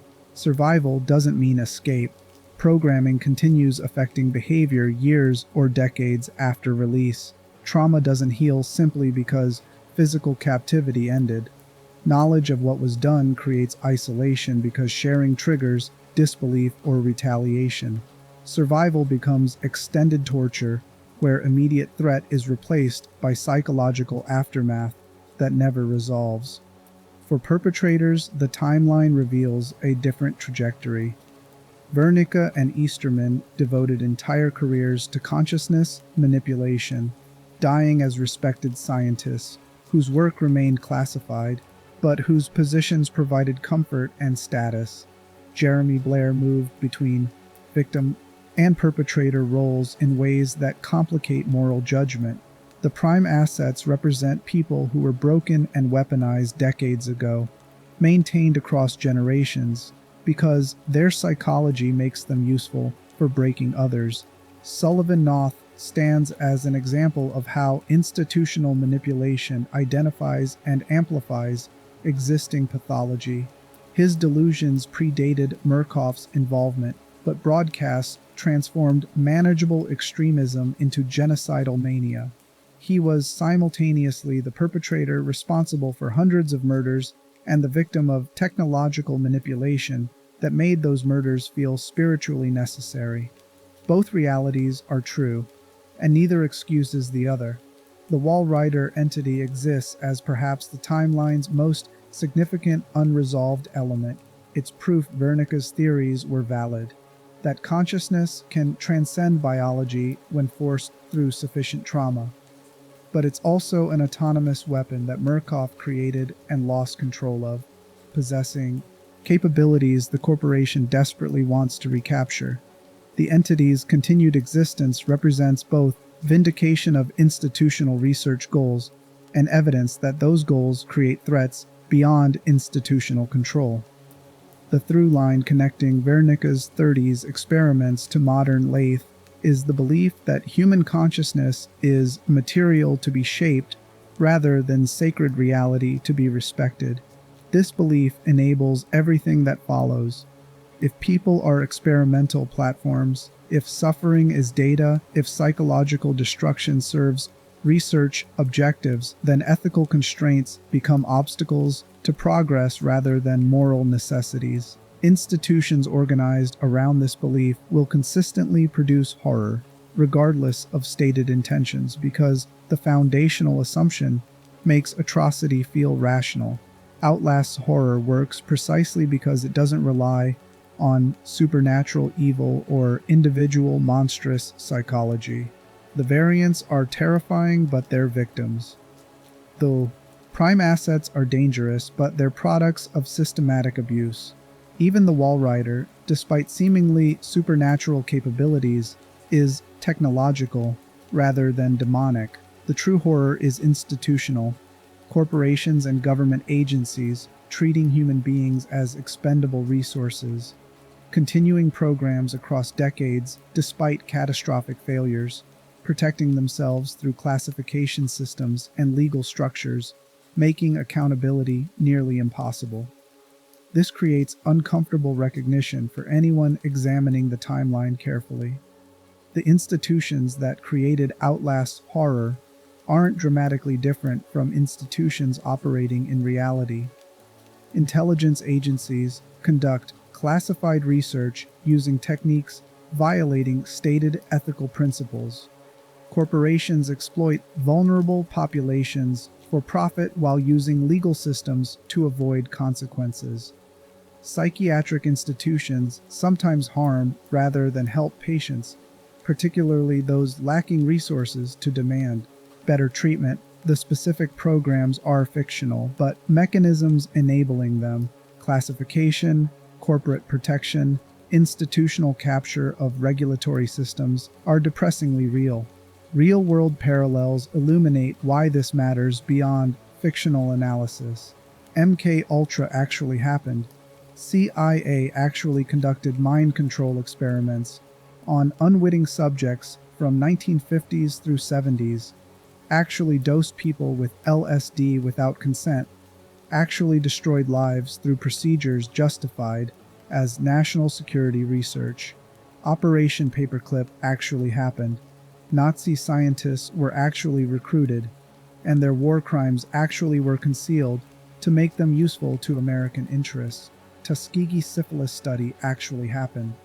Black men were actually observed dying from untreated disease for decades, while researchers documented progression under guise of medical study. These aren't conspiracy theories. These are documented historical facts, programs that were exposed through whistleblowers and investigative journalism and eventually acknowledged by institutions that conducted them. And crucially, those acknowledgments came decades after the programs ended, after most perpetrators had died or retired, after most victims were dead or too damaged to receive meaningful accountability. That pattern, where institutional evil gets acknowledged only after accountability becomes impossible, repeats consistently. It suggests that programs currently operating under classification might not be exposed until similar timeframes have elapsed, until everyone involved is beyond reach of consequences, until acknowledgement becomes historical footnote rather than catalyst for justice. The Outlast timeline leaves several questions deliberately unresolved. What happened to Miles Upshur after Mount Massive? Did Wayland Park's documentation reach audiences capable of investigation, or was it suppressed? How many people are currently imprisoned at Sinyala being processed? Through trials? What other facilities might Murkoff operate using techniques we haven't seen? These unresolved elements serve narrative purpose. They maintain tension, suggest ongoing horror extending beyond what we've witnessed, acknowledge that institutional evil doesn't resolve through tidy conclusions, but they also reflect reality about how these systems function. We don't get comprehensive accounting of institutional abuses. We get fragments, leaked documents, testimony from survivors who managed to escape. The full scope remains hidden behind classification and corporate confidentiality. Known to perpetrators, but inaccessible to those seeking accountability. If there's anything approaching hope in this timeline, it exists in persistence of those continuing exposure attempts despite overwhelming institutional advantages arrayed against them. Wayland Park refusing silence even when testimony puts him at risk. Miles Upshur entering Mount Massive with a camera because documentation matters even when it can't guarantee accountability. Blake Langerman investigating Temple Gate because some stories need witnesses even when witnessing destroys you. Unnamed reagents at modern Sinyala who resist programming despite pharmaceutical manipulation and psychological pressure, designed to make resistance impossible. These attempts don't resolve the horror. They don't stop programs or destroy institutions, but they represent refusal to accept that institutional power makes atrocity inevitable, that classification makes evil invisible, that survival requires complicity. They demonstrate that even in systems designed to eliminate autonomous will, human consciousness retains capacity for resistance that institutions can damage but never fully eliminate. The timeline ends without resolution because the horror it documents continues. Somewhere, Murkoff operates facilities where vulnerable people are being destroyed through techniques refined across 85 years. Somewhere, consciousness manipulation research continues under classification, protecting it from investigation. Somewhere, accumulated knowledge about breaking human minds serves institutional interests, valuing capability over humanity, profit over ethics, continued operation over accountability. And somewhere, survivors carry testimony sounding too extreme to be believed, evidence seeming too comprehensive to be credible, trauma that medical systems struggle to treat because they lack frameworks for understanding institutionally inflicted psychological destruction. They're living proof that the timeline isn't purely historical. It's ongoing, evolving, waiting for next opportunity to process new victims through systems that have perfected the appearance of legitimacy while conducting operations that would be recognized as torture if they occurred outside institutional protection. This is where Outlast's timeline leaves us, with understanding that horror doesn't always arrive as an obvious monster but often appears in bureaucratic forms. Classified programs, corporate research labeled as necessary for national security or medical advancement, with recognition that most terrifying capabilities humans possess aren't supernatural but institutional. Our ability to organize systematic cruelty, to protect perpetrators while blaming victims, to continue operations across generations while learning from failures without questioning whether fundamental premise justifies costs. The asylum burned, the cult collapsed, the facility sealed, but research continues, protected by systems designed to survive exposure, funded by budgets existing beyond public scrutiny, justified through appeals to security and progress that make atrocity feel necessary rather than monstrous. Some horror you don't escape. You survive long enough to watch it evolve into forms harder to fight, harder to expose, more thoroughly protected by institutions that have learned from every previous failure exactly how to make the next iteration more resistant to accountability. The night vision goggles remain bolted to skulls. The sleep room broadcasts continue playing. The trials process new subjects, while the methods developed by prime assets 70 years ago are replicated by new administrators whose psychology makes them just as useful. The timeline doesn't end.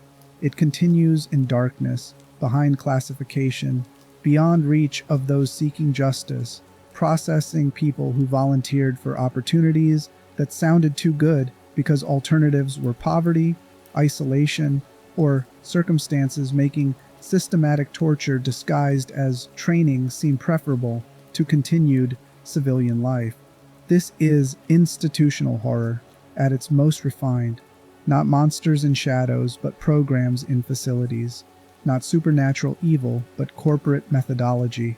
Not exceptions to civilization's rules, but demonstrations of how those rules function when institutional power removes constraints supposedly protecting human dignity.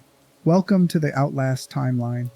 It started in 1938 with one Nazi scientist's theories about weaponizing consciousness. It continues today in facilities we can't name, processing people whose disappearances we won't notice, serving institutional interests that persist because we've built systems protecting evil more effectively than they protect people. And the most terrifying question remains unanswered. How many other timelines like this operate right now, protected by mechanisms we can't penetrate, documented in archives we can't access, creating victims who can't be heard because systems destroying them are more credible than testimony of those they destroy? That's the question Outlast forces us to confront. Not whether fictional corporations conduct fictional experiments, but whether real institutions, with real resources and real protection from accountability, might be conducting operations we won't discover until decades after they've destroyed everyone subjected to them. Whether classification and corporate structure and institutional momentum create conditions where horror becomes sustainable, where evil becomes profitable, where the only people who could stop it are the ones benefiting from its continuation. The games are fiction. The patterns they examine are not. The timeline is invented. The mechanisms enabling it exist in reality. The horror is exaggerated for dramatic effect. But the recognition underneath that institutions can systematically destroy human beings while maintaining legal legitimacy, that exposure rarely produces accountability, that some evil persists because we've designed systems making it nearly impossible to stop, that recognition is as real as any documented historical atrocity, and as relevant as any classified program operating right now beyond our capacity to investigate or prevent.